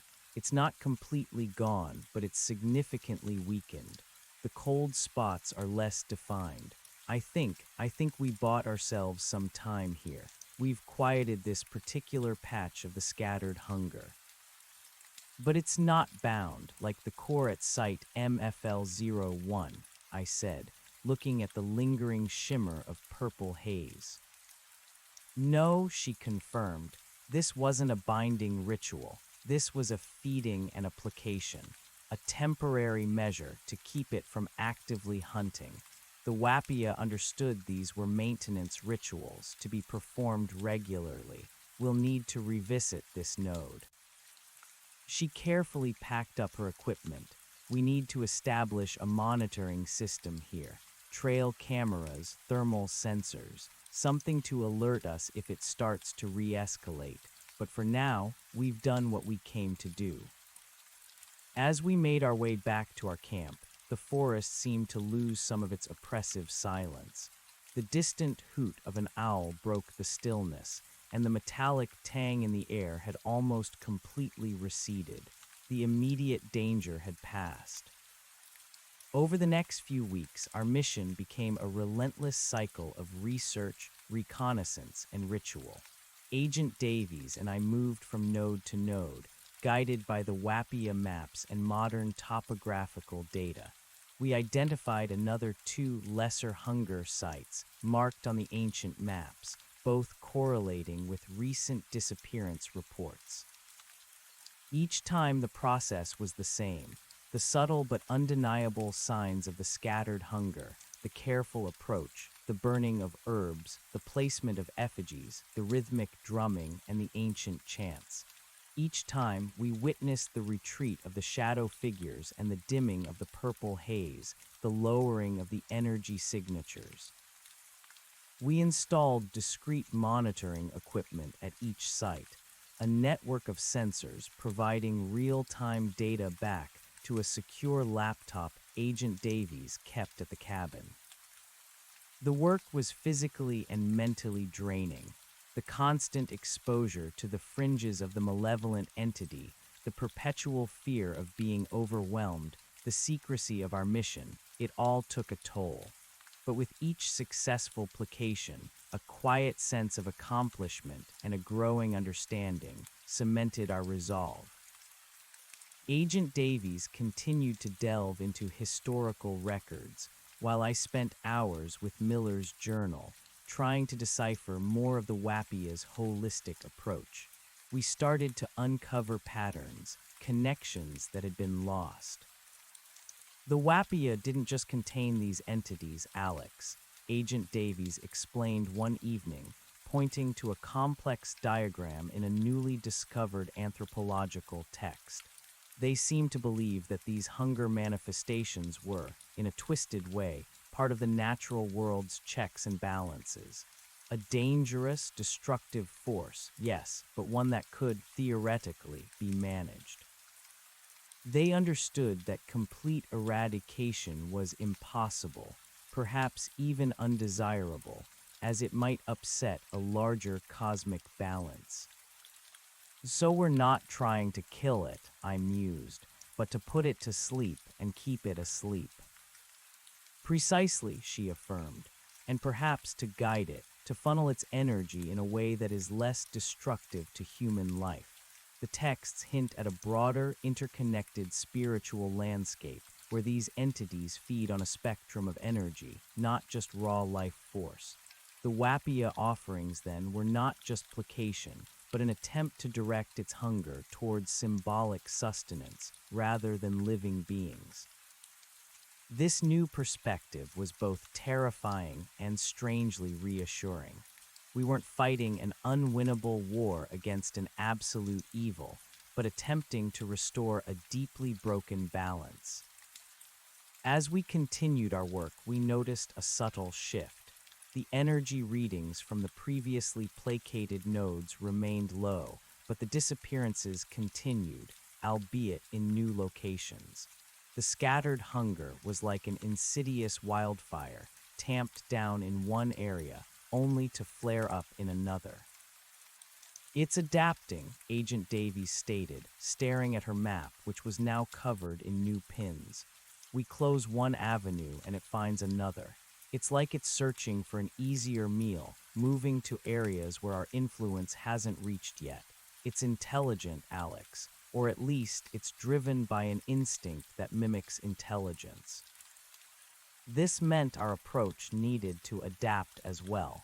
We couldn't chase every new manifestation.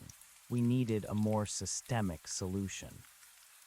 The Wapia maps, I said, pointing to the concentric circles and radiating lines that Silas Miller had called nodes of protection and lines of spiritual demarcation. They're not just scattered points. They form a network, a web. What if they were meant to work together as a larger containment system? Agent Davies' eyes widened. A spiritual grid, a contiguous field of protection.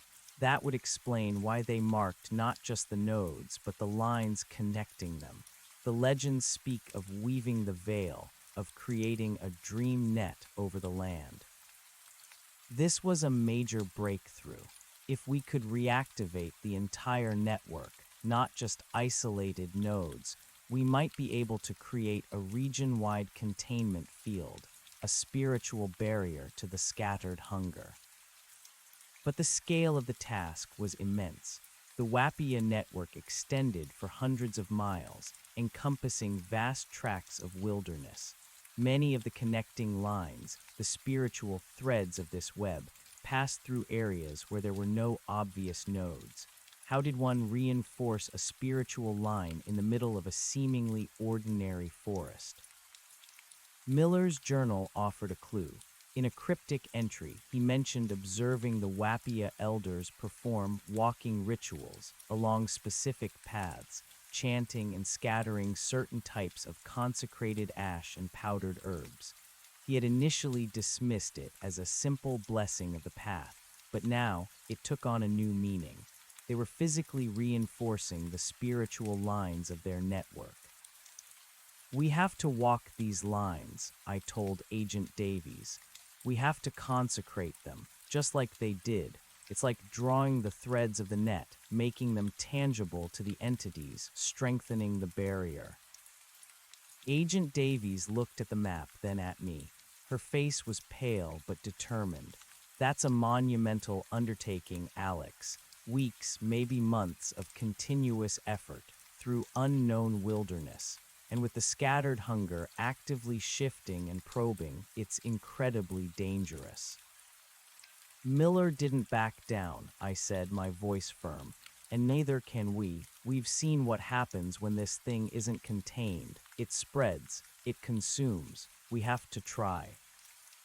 She nodded slowly. "All right, Alex. We plan the routes. We calculate the resources. We bring everything we have. We try." Our preparations for this new phase were even more intense. We needed a larger supply of Wapia herbs, so I began to cultivate them in a small, hidden patch near the cabin, using the seeds Miller had left in his pack. We learned how to grind specific barks and minerals to create the consecrated ash Miller had mentioned. We researched and practiced more complex Wapia chants and drumming patterns, trying to match the energy and intent the elders would have used. We mapped out a section of the Wapia network, focusing on the areas with the highest concentration of new disappearances. It involved a series of interconnected nodes, linked by long, winding spiritual pathways. Our initial goal was to establish a functional, if limited, grid over this priority region. The first walking ritual was an exercise in extreme caution and heightened senses. We started at one of the already placated nodes, performing a brief reactivation ceremony, then began to walk the first spiritual line, following a faint game trail marked on the Wapia map. Agent Davies led the way, her GPS unit and night vision constantly active, her weapon at the ready. I followed, clutching the heartstone, carrying a small satchel filled with the consecrated ash and powdered herbs. I also had the drum slung over my shoulder, ready to use. The forest was eerily quiet.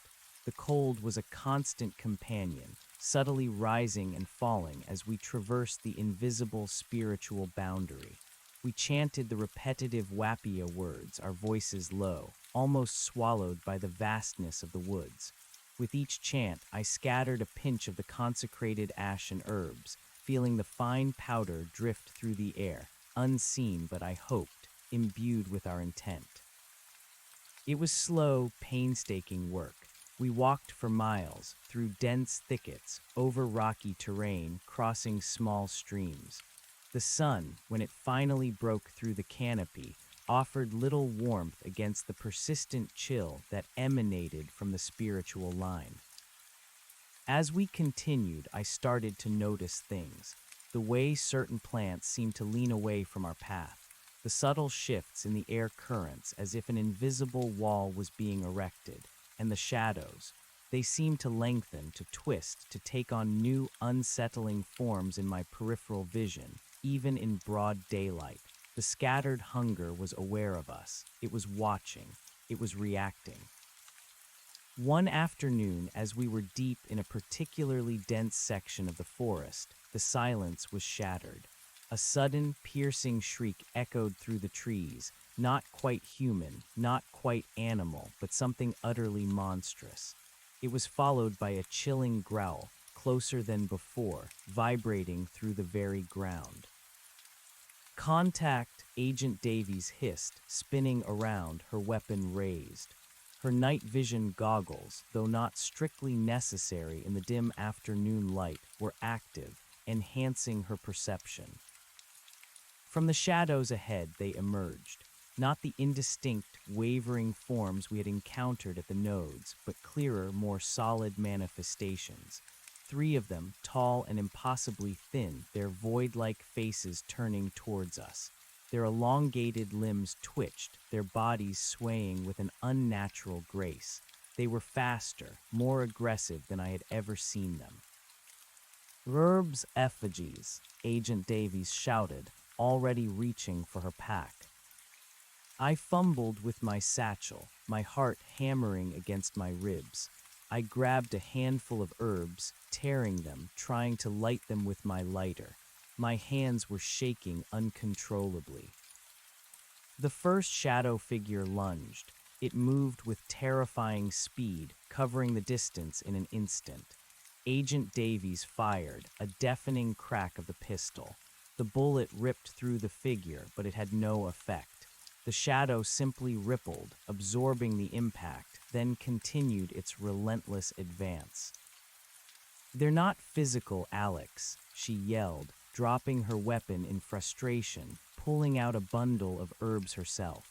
"Light the effigies." I finally managed to light the herbs, a plume of acrid smoke rising into the air. The shadow figure flinched, hissed, and recoiled slightly, giving us a precious second. I quickly pulled out the small wooden effigies, placing them on the ground. Another shadow figure lunged, its cold presence enveloping me. I felt the familiar draining sensation, the icy tendrils seeking to penetrate my mind, to siphon my life force. It was stronger now, more focused. My vision blurred. "The Heartstone," Agent Davies screamed, frantically fumbling with her own herbs. "Focus your intent." With a desperate surge of adrenaline, I gripped the Heartstone. Its cool surface pulsed faintly in my hand. I focused all my fear, my rage, my desperate will to live into the stone. "Bind, protect, retreat." A faint green glow emanated from the stone, a warmth spreading through my hand. The shadow figure recoiled with another piercing hiss, its form flickering violently. The draining sensation momentarily receded. "Drum, Alex, chant," Agent Davies shouted, lighting her own herbs, creating a second plume of smoke. I dropped the effigies, pulled out the drum, and began to beat it with frantic, desperate energy. Agent Davies joined me in the chanting, her voice strained but powerful. The combined smoke, the drumming, and the chanting created a small, shimmering bubble of resistance. The three shadow figures were agitated, enraged. They circled us, testing the edges of our temporary shield, their forms twisting and swaying, their silent growls pressing against my mind. They were trying to find a weakness to break through. "They're too aggressive here," Agent Davies gasped, her face pale. "This line, it's too weak. We need to pull back, find a stronger node." I nodded, my breath coming in ragged gasps. This was not the time for stubbornness. We were outmatched. We needed to retreat and regroup. "Scatter the ash," she commanded. "Create a temporary ward and run." With what felt like my last ounce of strength, I emptied the satchel of consecrated ash and powdered herbs, scattering it in a wide arc around us, chanting the Wapia words for protection and retreat. The fine dust shimmered as it fell, creating a faint, almost invisible veil. The shadow figures hissed again, their forms recoiling further. It wasn't a permanent barrier, but it bought us a few seconds. "Go," Agent Davies yelled, pushing me ahead. We ran, blindly, frantically, crashing through the undergrowth, leaving our small, hastily established ward behind. The shrieks of the shadow figures echoed behind us, chasing us through the trees, but the combination of the herb smoke, the ash, and the Heartstone's subtle protection seemed to keep them at bay, preventing them from closing in. We ran until our lungs burned, until our legs screamed in protest, until we could no longer hear their chilling pursuit. We didn't stop until we reached a point where the oppressive cold and the metallic tang had completely receded, where the birdsong returned to the trees, and the air felt normal again.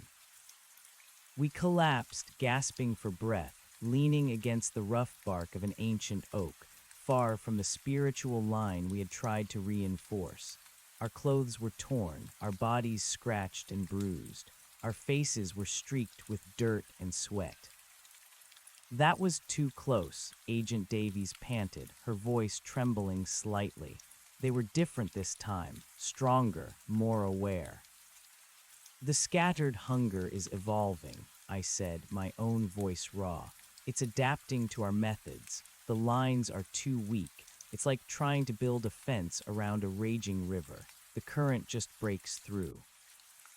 We sat in silence for a long time, listening to the sounds of the natural forest, trying to calm our racing hearts. The sun began to set, casting long, golden rays through the trees, making the familiar world seem alien after our brush with the unknown. "We need a new strategy," Agent Davies finally said, her voice grim. "The walking rituals are too risky if the lines are as compromised as that one. We can't just re-establish the old Wappia network piece by piece. It's too slow and too dangerous. We need something more impactful, something that addresses the asterisk source of the scattered hunger, not just its individual manifestations." "The cedar," I whispered, remembering her earlier words. "If there's a primary entity dispersing this hunger, if there are multiple cores, how do we find them? How do we bind them all?" She pulled out her tablet, scrolling through notes. "The Wappia legends are frustratingly vague about the cedar. They speak of it as something ancient, something that exists beneath the fabric of the world, connected to the consuming earth but distinct. They never spoke of binding it directly, only of containing its scattered offspring." "What if," I mused, a chilling thought forming in my mind, what if the consuming earth at site MFL01 was the asterisk cedar? What if it was just a particularly powerful manifestation, a major offshoot, but not the ultimate source? And by binding it, we just triggered a reaction from the true cedar, forcing it to disperse its hunger more actively. Agent Davies looked at me, her eyes wide with a dawning horror. A rebound effect, a defense mechanism. If the main core was bound, perhaps the greater entity, the true cedar, reacted by intensifying its scattered hunger, seeking new outlets, new sources of sustenance to compensate for the loss of its primary feeding ground. The implications were terrifying. Our victory at site MFL01, Miller's sacrifice, might have inadvertently worsened the overall situation, awakening an even greater, more pervasive threat. Then the Wappia legends about the dream net and weaving the veil. It wasn't just about containing individual hunger patches, I said, my voice barely audible.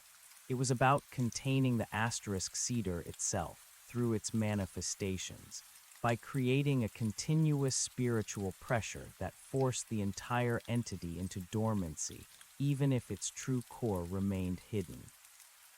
"It's a global problem, Alex," Agent Davies stated, her voice grim, "or at least a continental one. The Wappia understood the true scale, and we, in our modern arrogance, thought we were dealing with a local anomaly." The weight of this new revelation pressed down on me. We weren't just two people trying to fix a small problem in the woods. We were facing an ancient, continent-spanning entity, a primordial hunger that had been dormant for millennia, and we had perhaps just poked it awake.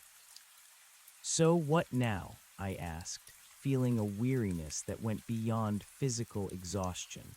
"How do you bind something that's beneath the fabric of the world, something that scattered its hunger across an entire landscape?" Agent Davies was silent for a long moment, staring into the darkening forest. We go back to the source, Alex, to Site MFL01, to the heart of hunger.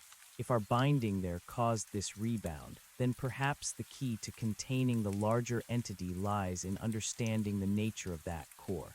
Or perhaps in strengthening that binding, not just at the core, but in its influence over the entire network.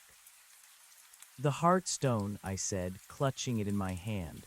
It pulsed with a faint, cool energy, a silent testament to its power. It's an anchor. Maybe we need more anchors, more focal points. She nodded slowly. Or maybe the current anchor needs to be energized, strengthened, connected to the wider web. The Wapia legends mention a great weaving, a ritual performed once every generation or so that revitalized the entire spiritual net, drawing power from the land itself and channeling it through the main nodes. It was a massive undertaking, requiring the participation of many shamans and the use of sacred sites throughout the territory. But we don't have many shamans, I pointed out. We have 2 amateur mystics and a handful of Wapia artifacts. Then we adapt, she said, her eyes burning with a fierce determination. We try to understand the principles of the great weaving. We identify those main nodes, and we use the Wapia artifacts, the Heartstone especially, as conduits. We focus our intent. We become the shamans we need to be. The idea was daunting, almost insane, to attempt a ritual of such magnitude, designed for an entire tribe of spiritual practitioners with just the 2 of us. But the alternative, to allow the scattered hunger to spread unchecked, was unthinkable. Let's review everything, I said, pulling out Miller's journal. Every scrap of information he recorded about the Wapia's grand ceremonies, every diagram, every symbol. There has to be something more. We returned to the cabin, the harrowing experience of the walking ritual still fresh in our minds. Over the next few days, we meticulously combed through every page of Miller's journal, every annotation on the Wapia maps. Agent Davies cross-referenced with her anthropological texts, looking for any mention of great weaving or large-scale containment rituals.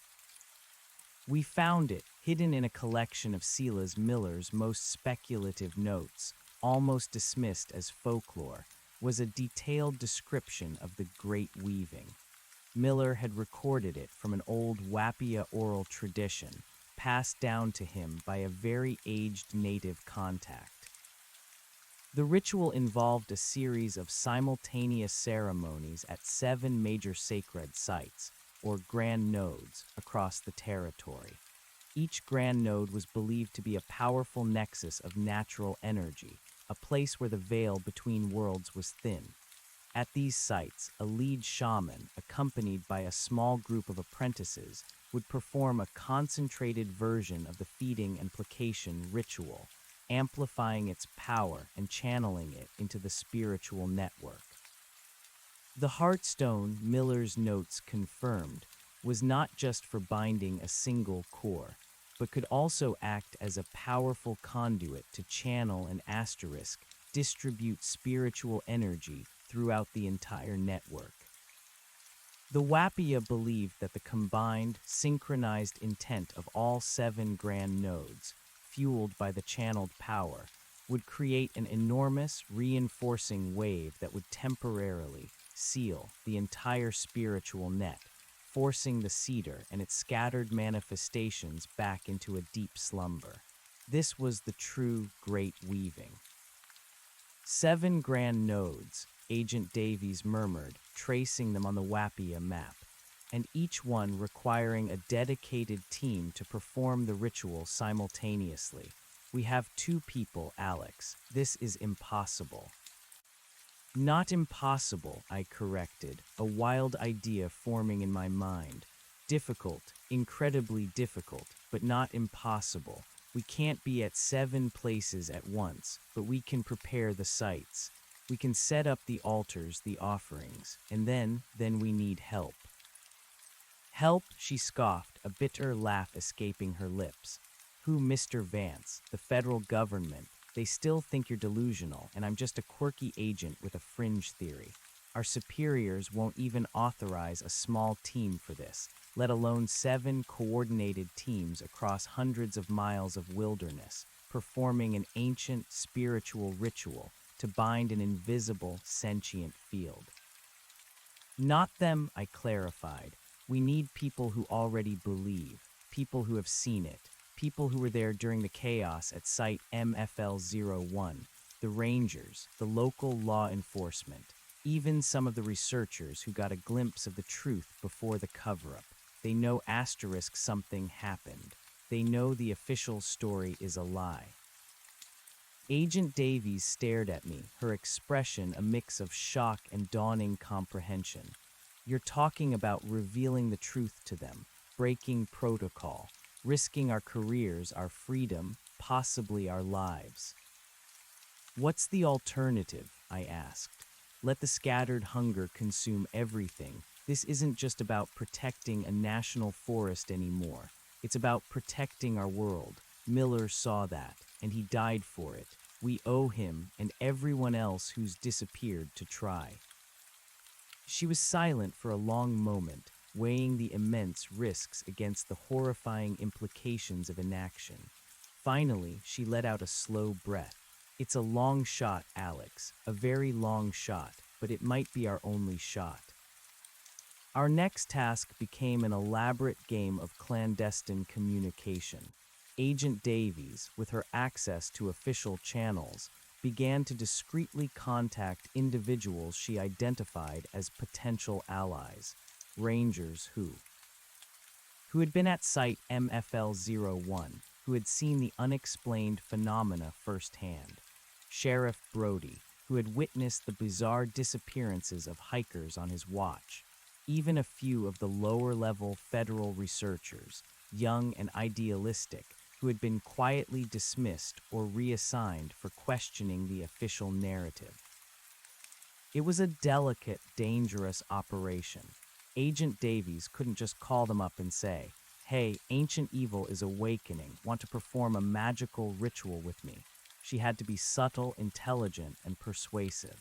She started with innocuous inquiries, checking in on their mental well-being, their thoughts on the lingering seismic activity at Site MFL-01. Slowly, carefully, she began to introduce inconsistencies, planting seeds of doubt in the official story. My role was to be the quiet backup, the eyewitness expert if needed. I stayed at the cabin, cultivating more herbs, refining the consecrated ash, practicing the chants and drumming, trying to deepen my connection to the Heartstone. The cabin became a sanctuary, but also a cage, as the outside world felt increasingly threatened. The first person Agent Davies brought back to the cabin was Ranger Miller's old friend, John, a grizzled, no-nonsense park ranger in his late 50s. He'd been among the first responders at Site MFL-01, and I remembered seeing his haunted face after the incident. He arrived looking wary, his eyes shadowed, his posture tense. He clearly wasn't happy to be drawn back into this. "Agent Davies," he grunted, nodding brusquely to me. "You said you had new information regarding Site MFL-01, something that wouldn't fly with the brass." Agent Davies looked at him, her gaze unwavering. "John, what I'm about to tell you will sound insane, but I need you to listen, to trust your gut. You saw things at Site MFL-01 that defied explanation. You lost good people. You know the official story is a fabrication." She laid out the evidence calmly, methodically.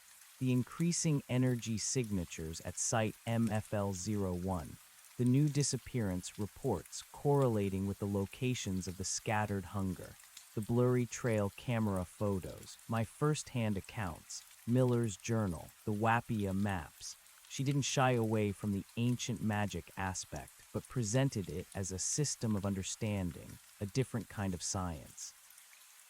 John listened, his face impassive at first, then slowly, a deep-seated weariness giving way to a flicker of grim recognition. When Agent Davies finished, he sat in silence, staring at the Wappia map. "Shadow figures," he finally said, his voice raspy. "I thought I was going crazy. Saw M myself, just at the edge of the perimeter. But they weren't supposed to be real, not according to the psychologists." He rubbed a hand over his tired eyes. So Miller was right all along. "He was," I confirmed, my voice soft, "and he died trying to contain it." John looked at me, a flicker of pain in his eyes. "Silas was a good man, always talked about the old ways, the spirits of the land. I always thought he was a bit eccentric. Never thought he'd be the only one who truly understood." He sighed, a heavy, resigned sound. "So you want me to what? Burn funny-smelling herbs and bang a drum in the middle of nowhere?" Agent Davies nodded. "We need to reactivate the Wappia's spiritual net. It's the only way to contain this scattered hunger before it consumes everything.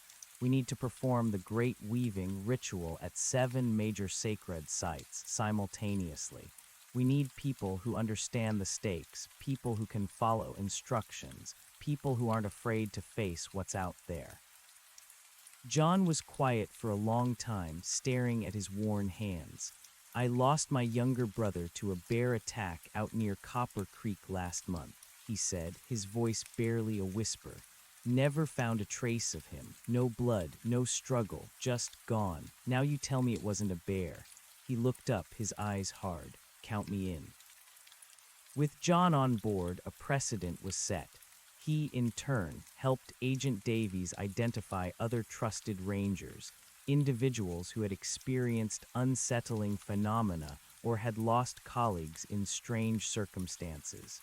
Slowly, painstakingly, a small, clandestine network began to form. Sheriff Brody was another tough nut to crack. A pragmatic man of the law, he scoffed at first, dismissing the Wappia legends as mumbo-jumbo. But when Agent Davies showed him the increasing number of disappearance reports that defied conventional explanation, paired with thermal images showing anomalous cold spots in the very areas he patrolled, his skepticism began to waver. Then I shared my own experiences, showing him the journal, the Heartstone. I described the feeling of the consuming earth, the chilling presence of the shadow figures. The sheer, raw conviction in my voice, echoing the trauma he had seen in his own deputies, finally broke through. "So you're telling me," he said, leaning back in his chair, rubbing his temples, "that we're fighting evil spirits with rocks and herbs, and the federal government is just letting it happen?" "Not just letting it happen, Sheriff," Agent Davies corrected, her voice sharp. "They're actively suppressing the truth. They want to avoid panic. They want to avoid admitting they don't understand.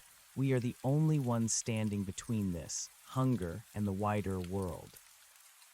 Brody ran a hand over his face. "Well, I'll be damned. The craziest damn thing I've ever heard, but it makes more sense than some of the things I've seen.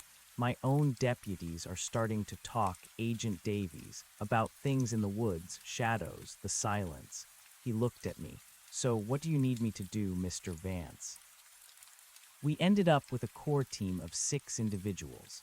John the Ranger, Sheriff Brody, 2 other experienced park rangers named Sarah and Mike, a former Forest Service botanist named Dr. Aris Thorne, who had been dismissed for reporting inexplicable ecological decay around Site MFL-01, and a young, sharp-minded federal researcher named Lena Petrova, whom Agent Davies had quietly brought over from her own agency. Lena had been one of the few who questioned the official data, seeing patterns in the geological anomalies that her superiors ignored. 7 grand nodes, 7 teams. Agent Davies and I would lead the primary team, going to the central grand node, the the one closest to Site MFL01's influence and marked as the most powerful on the Wapia map. The others would each take a designated node. We couldn't be everywhere, but we could coordinate. The training began. It was a strange sight. Seasoned outdoorsmen, a law enforcement officer, a botanist, and a federal analyst, all gathered in the rustic cabin, learning to identify Wapia herbs, practice rhythmic drumming, and recite ancient chants. They were skeptical at first, even awkward, but the grim reality of the threat, coupled with our earnest explanations, gradually solidified their resolve. I taught them how to prepare the sacred fire, how to lay out the offerings with respect, how to deploy the effigies. Agent Davies briefed them on the specific energy signatures they might encounter and how to use their rudimentary monitoring equipment to confirm the presence and retreat of the entities. She provided each team with secure satellite phones and encrypted comms, a direct link to her. Dr. Thorne, the botanist, proved invaluable. He helped us identify native plants that matched the Wapia descriptions for offerings, and even found suitable local substitutes for some of the harder-to-find herbs. Lena, the researcher, used her analytical skills to pore over the Wapia maps, cross-referencing them with modern geological surveys to precisely pinpoint the grand nodes. She discovered that many of these nodes were situated on ancient ley lines, powerful natural energy conduits that crisscrossed the continent, reinforcing the Wapia's understanding of a spiritual grid. These aren't just random sacred sites, Lena explained one evening, tracing lines on a glowing tablet. They're strategically placed. They're like acupuncture points on the earth, meant to regulate and balance its spiritual energies. The Great Weaving is essentially a global spiritual reset button, focusing and amplifying these ley lines to create a massive, contained pressure field. The scale of the Wapia's understanding was breathtaking. Our preparations intensified over the next few weeks. The cabin was a hive of quiet, desperate activity. We prepared bundles of herbs, carved dozens of crude wooden effigies, dried and powdered barks for the consecrated ash. We refined the drumming patterns and committed the chants to memory. The pressure mounted with each passing day. The reports of disappearances continued, spreading further, becoming more frequent. Our remote sensors at the previously placated lesser hunger sites began to show faint increases in activity again, signaling the scattered hunger's relentless probing. "It knows we're planning something," Agent Davies stated, staring at her laptop, the screen displaying a spiderweb of fluctuating energy readings. "It's reacting, it's pushing back." The day of the Great Weaving approached. We planned to execute the ritual simultaneously at dawn, a time of transition and renewed energy. The logistics were a nightmare.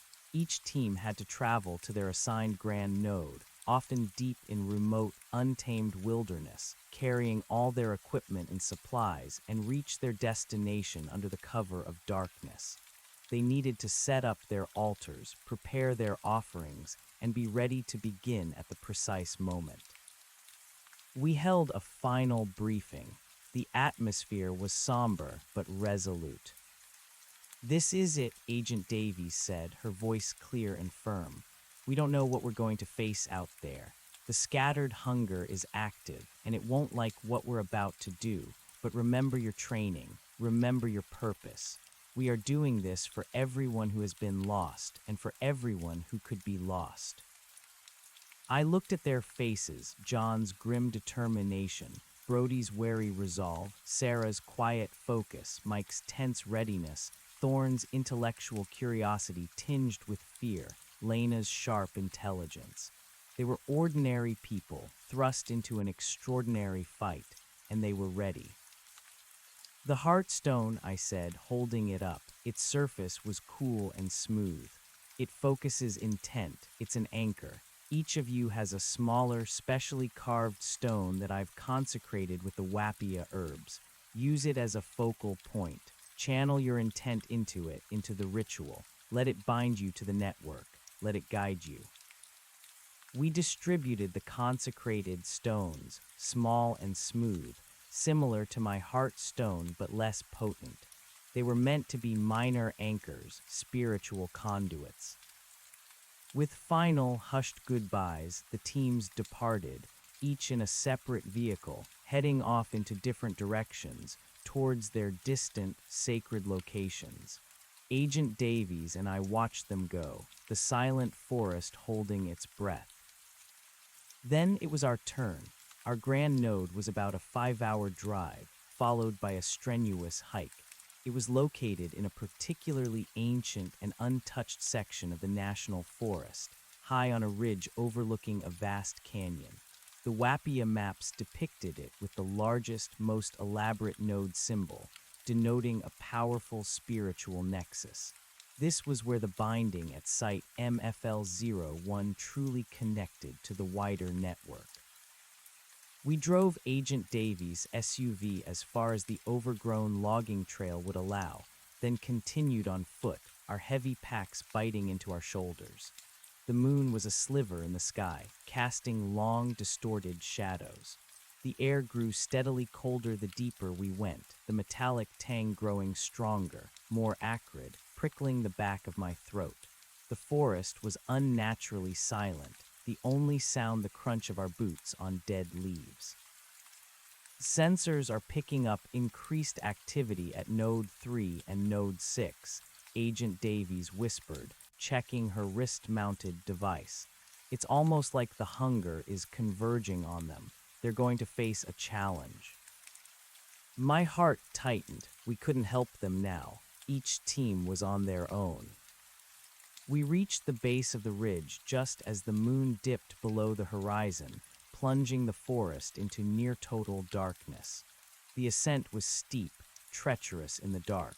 We relied on our headlamps and Agent Davies' night vision goggles, carefully picking our way up the rocky path. As we neared the summit, the cold became bone-deep, radiating from the very ground. The purple haze, often a subtle shimmer at lesser hunger sites, was thick here, a swirling, almost tangible fog clinging to the ancient trees and rocks.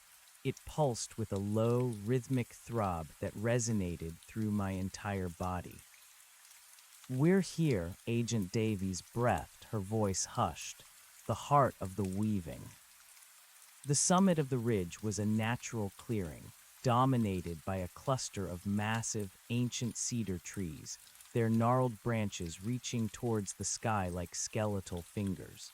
In the center of the clearing stood a particularly striking geological formation, a huge, flat-topped granite altar, naturally smoothed by millennia of wind and rain. This was the Grand Node, a place of immense, primal power. The air around the altar was alive with a chilling energy.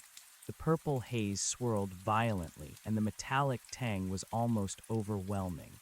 And they were here, dozens of them, not the indistinct smoke figures of the lesser hunger sites, nor the 3 aggressive manifestations we had faced on the walking ritual. These were clearer, more defined, their forms twisting and swaying in the haze, their void-like faces turning towards us with an unnerving, palpable malevolence.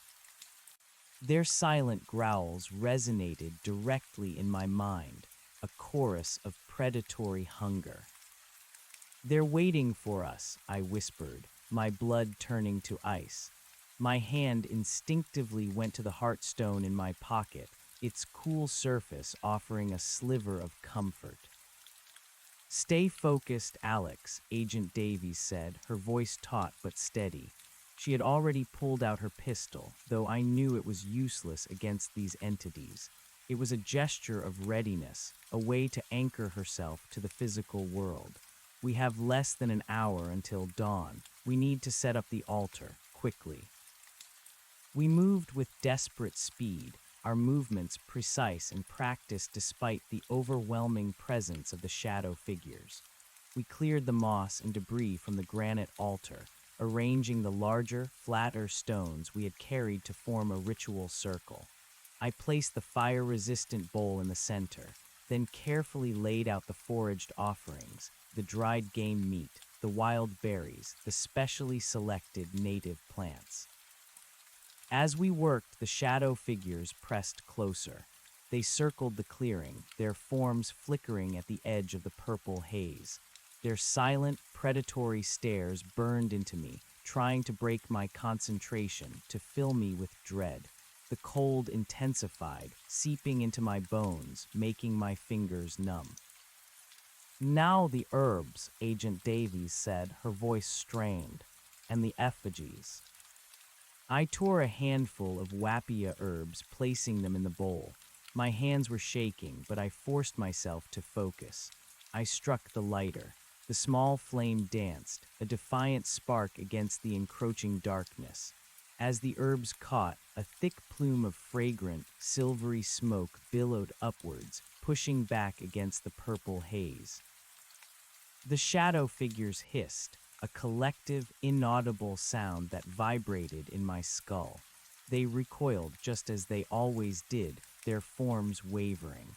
The smoke was a temporary shield, a momentary respite. Quickly, I placed the wooden effigies around the altar, facing outwards.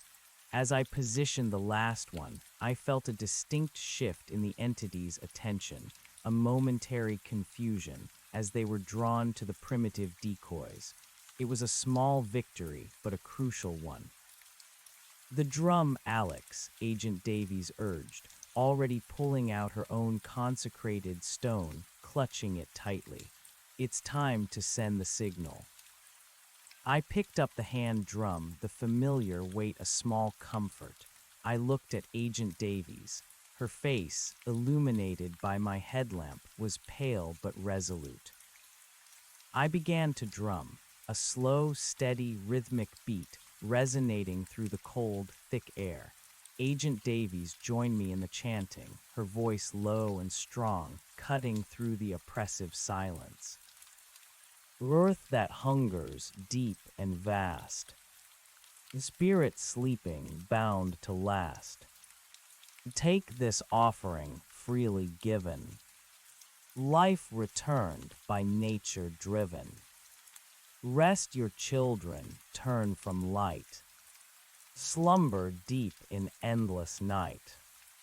As the drumming and chanting filled the clearing, the purple haze intensified, swirling violently around us, almost like a living thing.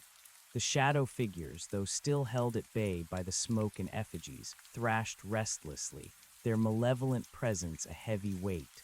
The ground beneath our feet began to hum, a deep, resonant vibration that seemed to come from the very core of the earth.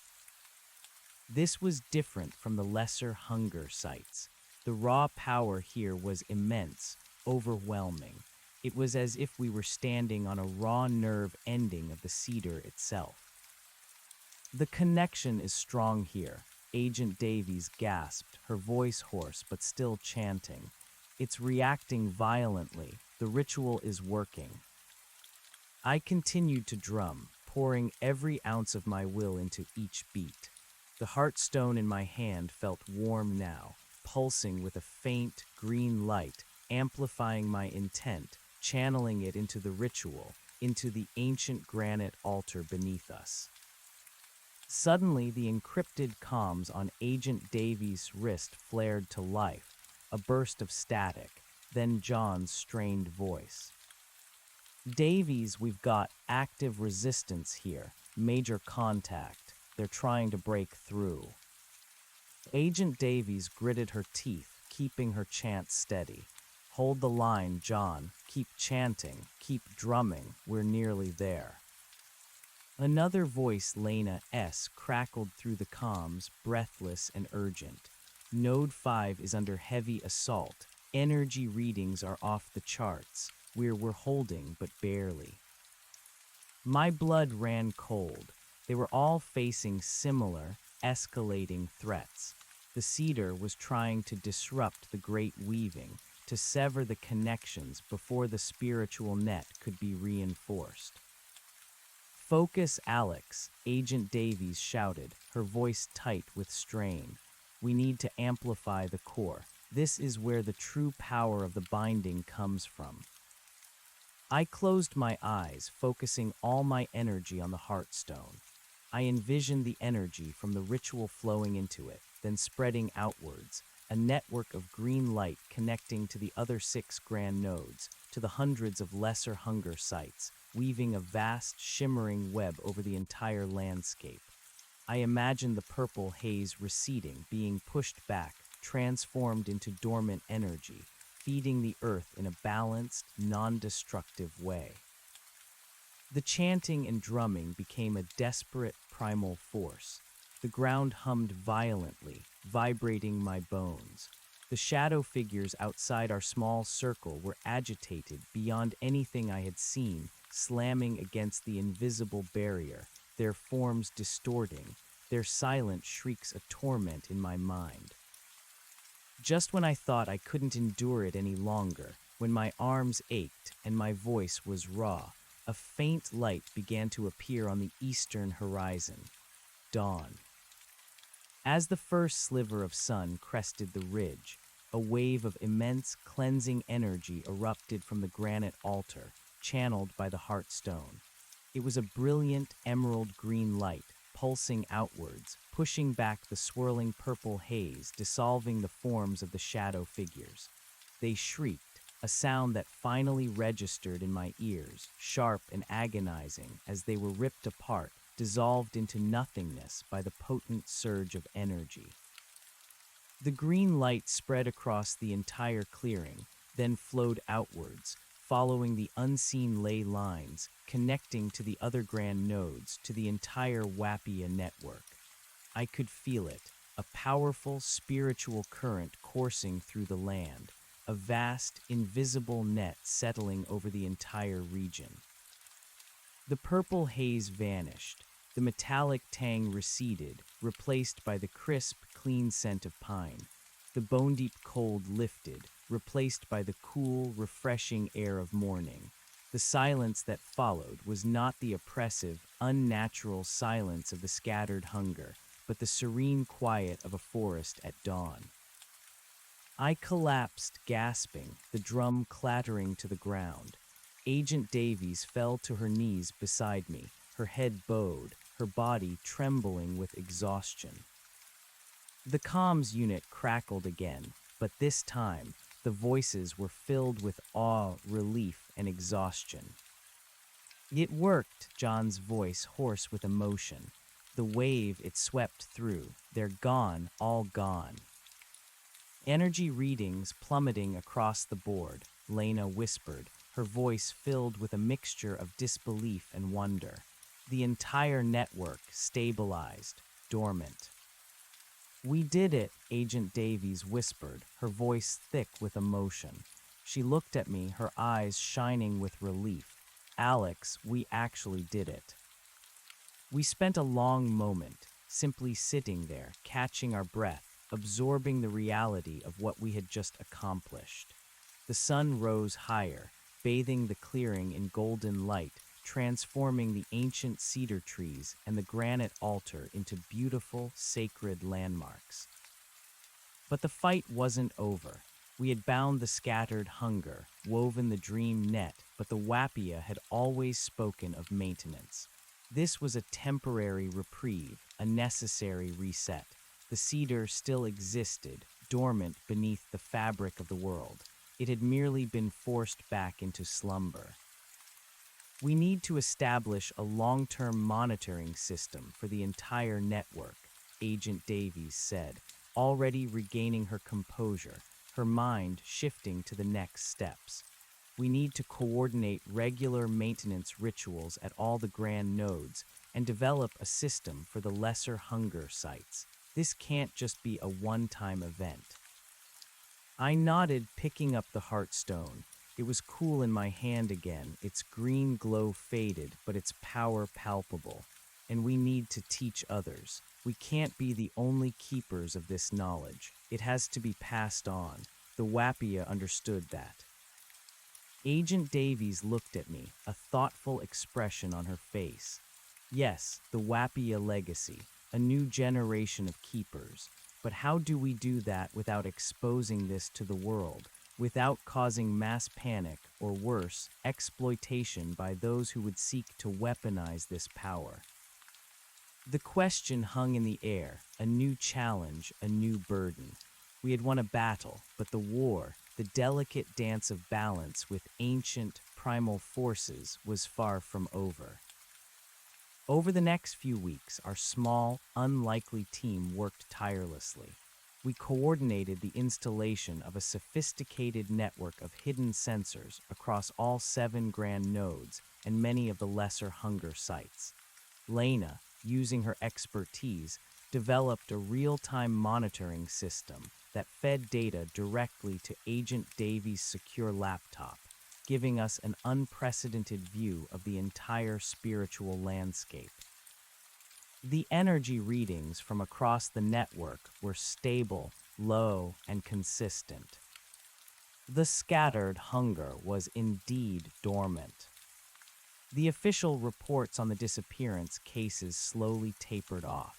Local authorities, bewildered but relieved, attributed the sudden cessation of incidents to various mundane factors, happy to close the books. The federal agencies continued to monitor Site MFL-01, noting its continued geological stability with satisfaction.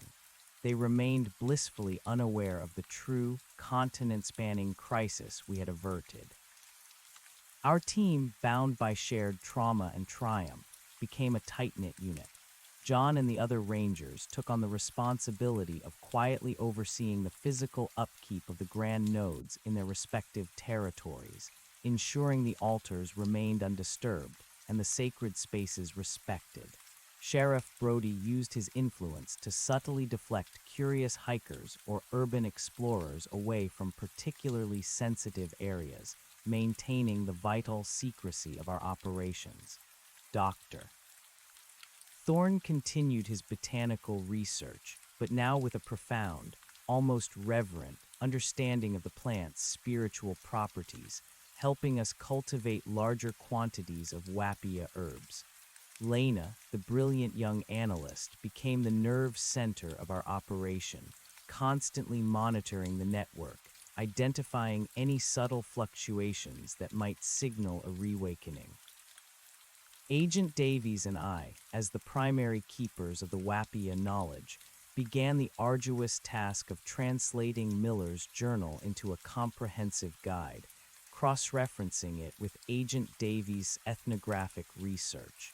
We documented every ritual, every chant, every herb, every symbol, creating a new, modern grimoire for future keepers. We also began to map out the entire Wapia network, far beyond the initial area we had focused on, revealing an even vaster spiritual tapestry woven across the continent, a testament to the ancient tribe's profound understanding of the land. The weight of our responsibility was immense. We had pushed back a primordial horror, but it was a sleeping dragon, not a vanquished foe. We were the custodians now, maintaining a fragile balance. The great weaving had bought us time, but time was a precious commodity. One evening, several months after the great weaving, Agent Davies and I were back at the isolated cabin, reviewing Lena's latest monitoring reports. The data was consistently reassuring. All nodes were dormant, energy signatures low. The forest outside was peaceful, filled with the usual sounds of night. "It's holding," Agent Davies murmured, a rare smile gracing her lips. "The network is stable." I nodded, looking out the window at the vast, dark expanse of trees. "For now, but we know it's just sleeping. The cedar is still out there. We just forced it back into dormancy." She turned to me, her expression thoughtful. The Wapia understood this. They knew that the Earth's hunger was cyclical, a part of its very nature. They didn't seek to destroy it, but to manage it, to guide it, to live in harmony with it, even if that harmony meant constant vigilance and sacrifice. So what's next? I asked, the familiar question hanging in the air. How do we prepare for the next awakening?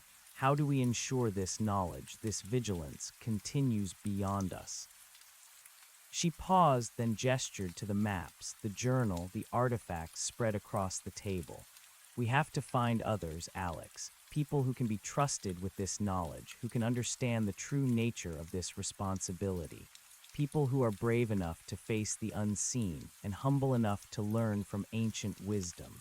We need to build a true organization, not just a desperate, clandestine team, a new order of keepers.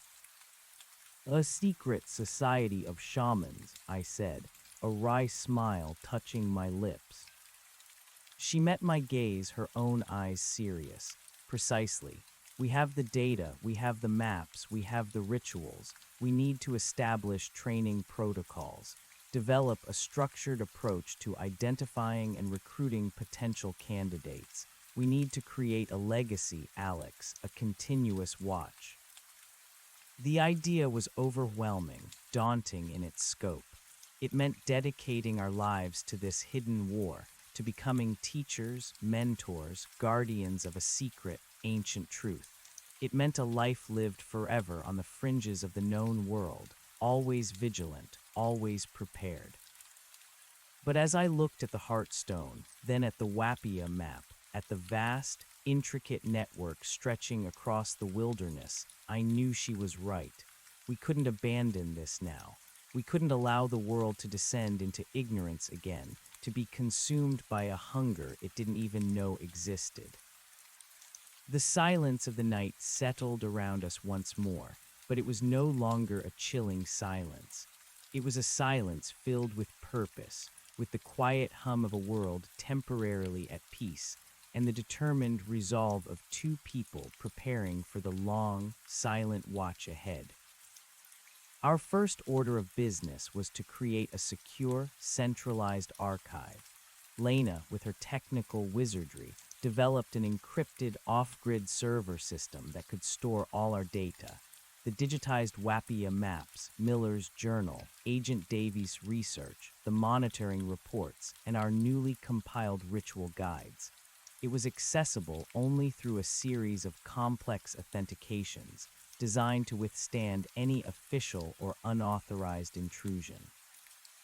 This archive would be the repository of all our accumulated knowledge, the foundation for the new order of keepers. Next, we began to refine our recruitment strategy. Agent Davies leveraged her remaining unofficial contacts within various federal agencies, wildlife services, environmental protection, even some disillusioned members of her own agency, to identify individuals who displayed an unusual openness to unconventional phenomena, a quiet competence, and a deep-seated respect for the natural world. These were not just people who had seen something strange, but people who were intellectually curious enough to question it and morally driven enough to act on it. Our first formal recruit for this long-term endeavor was a young, sharp-eyed Forest Service biologist named Maya Rodriguez. She had been quietly investigating a series of inexplicable ecological anomalies, sudden, localized die-offs of specific plant species, unusual animal migration patterns, and strange fungal growths that defied scientific explanation, often in areas that correlated with lesser hunger sites. She was meticulous, logical, but also possessed an innate intuition, a sensitivity to the subtle shifts in the natural world. Agent Davies approached her cautiously, inviting her for a discreet meeting at a remote diner. Maya arrived, skeptical but intrigued. Agent Davies began by presenting her with Lena's data, the correlations between her ecological anomalies and the dormant energy signatures of the lesser hunger sites. Then she slowly, carefully began to introduce the Wapia knowledge, the concept of the consuming earth and the scattered hunger. Maya listened, her brow furrowed in concentration. She picked apart the data, questioned the assumptions, but she couldn't dismiss the patterns. When Agent Davies finally showed her a small, blurry photograph of a shadow figure taken from a remote trail camera before the Great Weaving, Maya's scientific detachment finally broke. A look of profound, almost terrified, understanding crossed her face. This explains everything," she whispered, her voice barely audible. "The energy drain, the specific species affected, the way life just receded in those areas. It's not a disease, it's a predator." Over the following months, Maya underwent an intense, accelerated training program at the cabin. She was a quick study, approaching the Wapia rituals with the same rigorous methodology she applied to her scientific work. She learned the chants, practiced the drumming, and developed a deep understanding of the spiritual significance of the herbs and offerings. Her scientific background allowed her to articulate the effects of the rituals in new ways, correlating the spiritual energies with tangible changes in the local ecosystem, providing new layers of understanding for all of us. With Maya on board, the concept of a new order began to take shape. She was not just a recruit, she was a vital link, a bridge between the ancient wisdom and modern scientific understanding.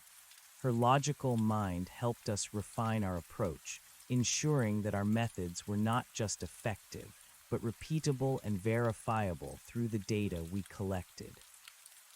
Our small, dispersed team of former rangers and law enforcement officers, who had helped with the Great Weaving, continued their quiet vigilance.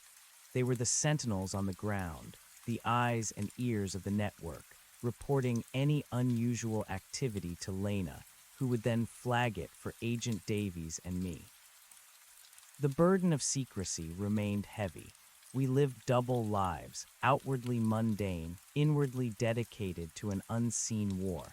Our communication was through encrypted channels, our meetings discreet, our movements carefully planned. The threat of exposure, of being dismissed as lunatics, or worse, of being targeted by those who might try to exploit the entities, was constant. But the alternative was unthinkable. The scattered hunger, though dormant, was still a part of the world. It was a force that had to be managed, understood, and contained. One crisp autumn morning, a year after the Great Weaving, Agent Davies, Maya, and I were conducting a routine inspection of one of the grand nodes. The site was serene, bathed in the soft morning light. The air was clean, vibrant with the scent of pine. A family of deer grazed peacefully in the clearing. We performed a small, localized maintenance ritual, refreshing the offerings, chanting the ancient words, and allowing the heartstone to hum gently in my hand, channeling the subtle energies into the ground. As the ritual concluded, Maya, who had been meticulously checking her portable sensors, looked up, her expression thoughtful. The localized energy readings are slightly higher than normal, but still well within dormant parameters. Nothing concerning.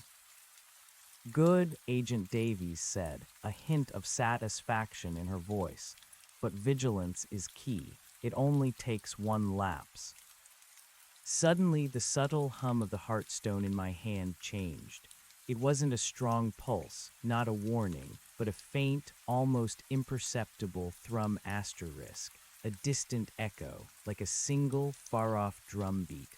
It felt like a resonance, a connection to something beyond our immediate network.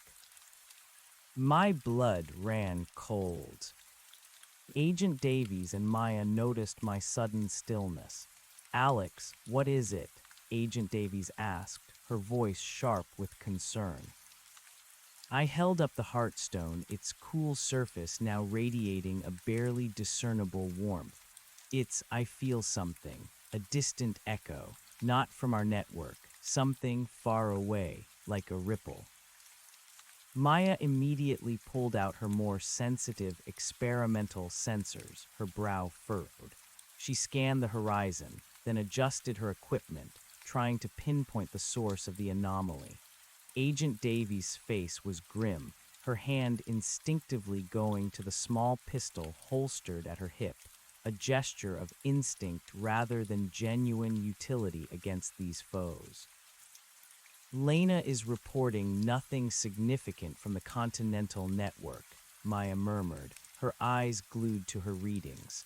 But you're right, Alex. There's a faint, almost imperceptible energy spike.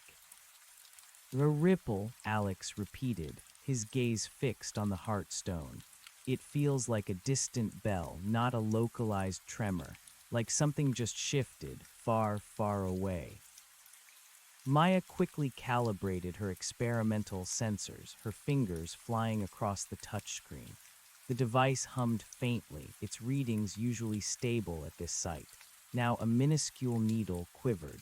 He's right, she breathed, her eyes wide with surprise. A sub-threshold spike, so faint Lena's continental network wouldn't even register it. It's like a whisper on the wind, but it's there, and it's not from any known node. Agent Davies scanned the peaceful clearing, her eyes narrowed.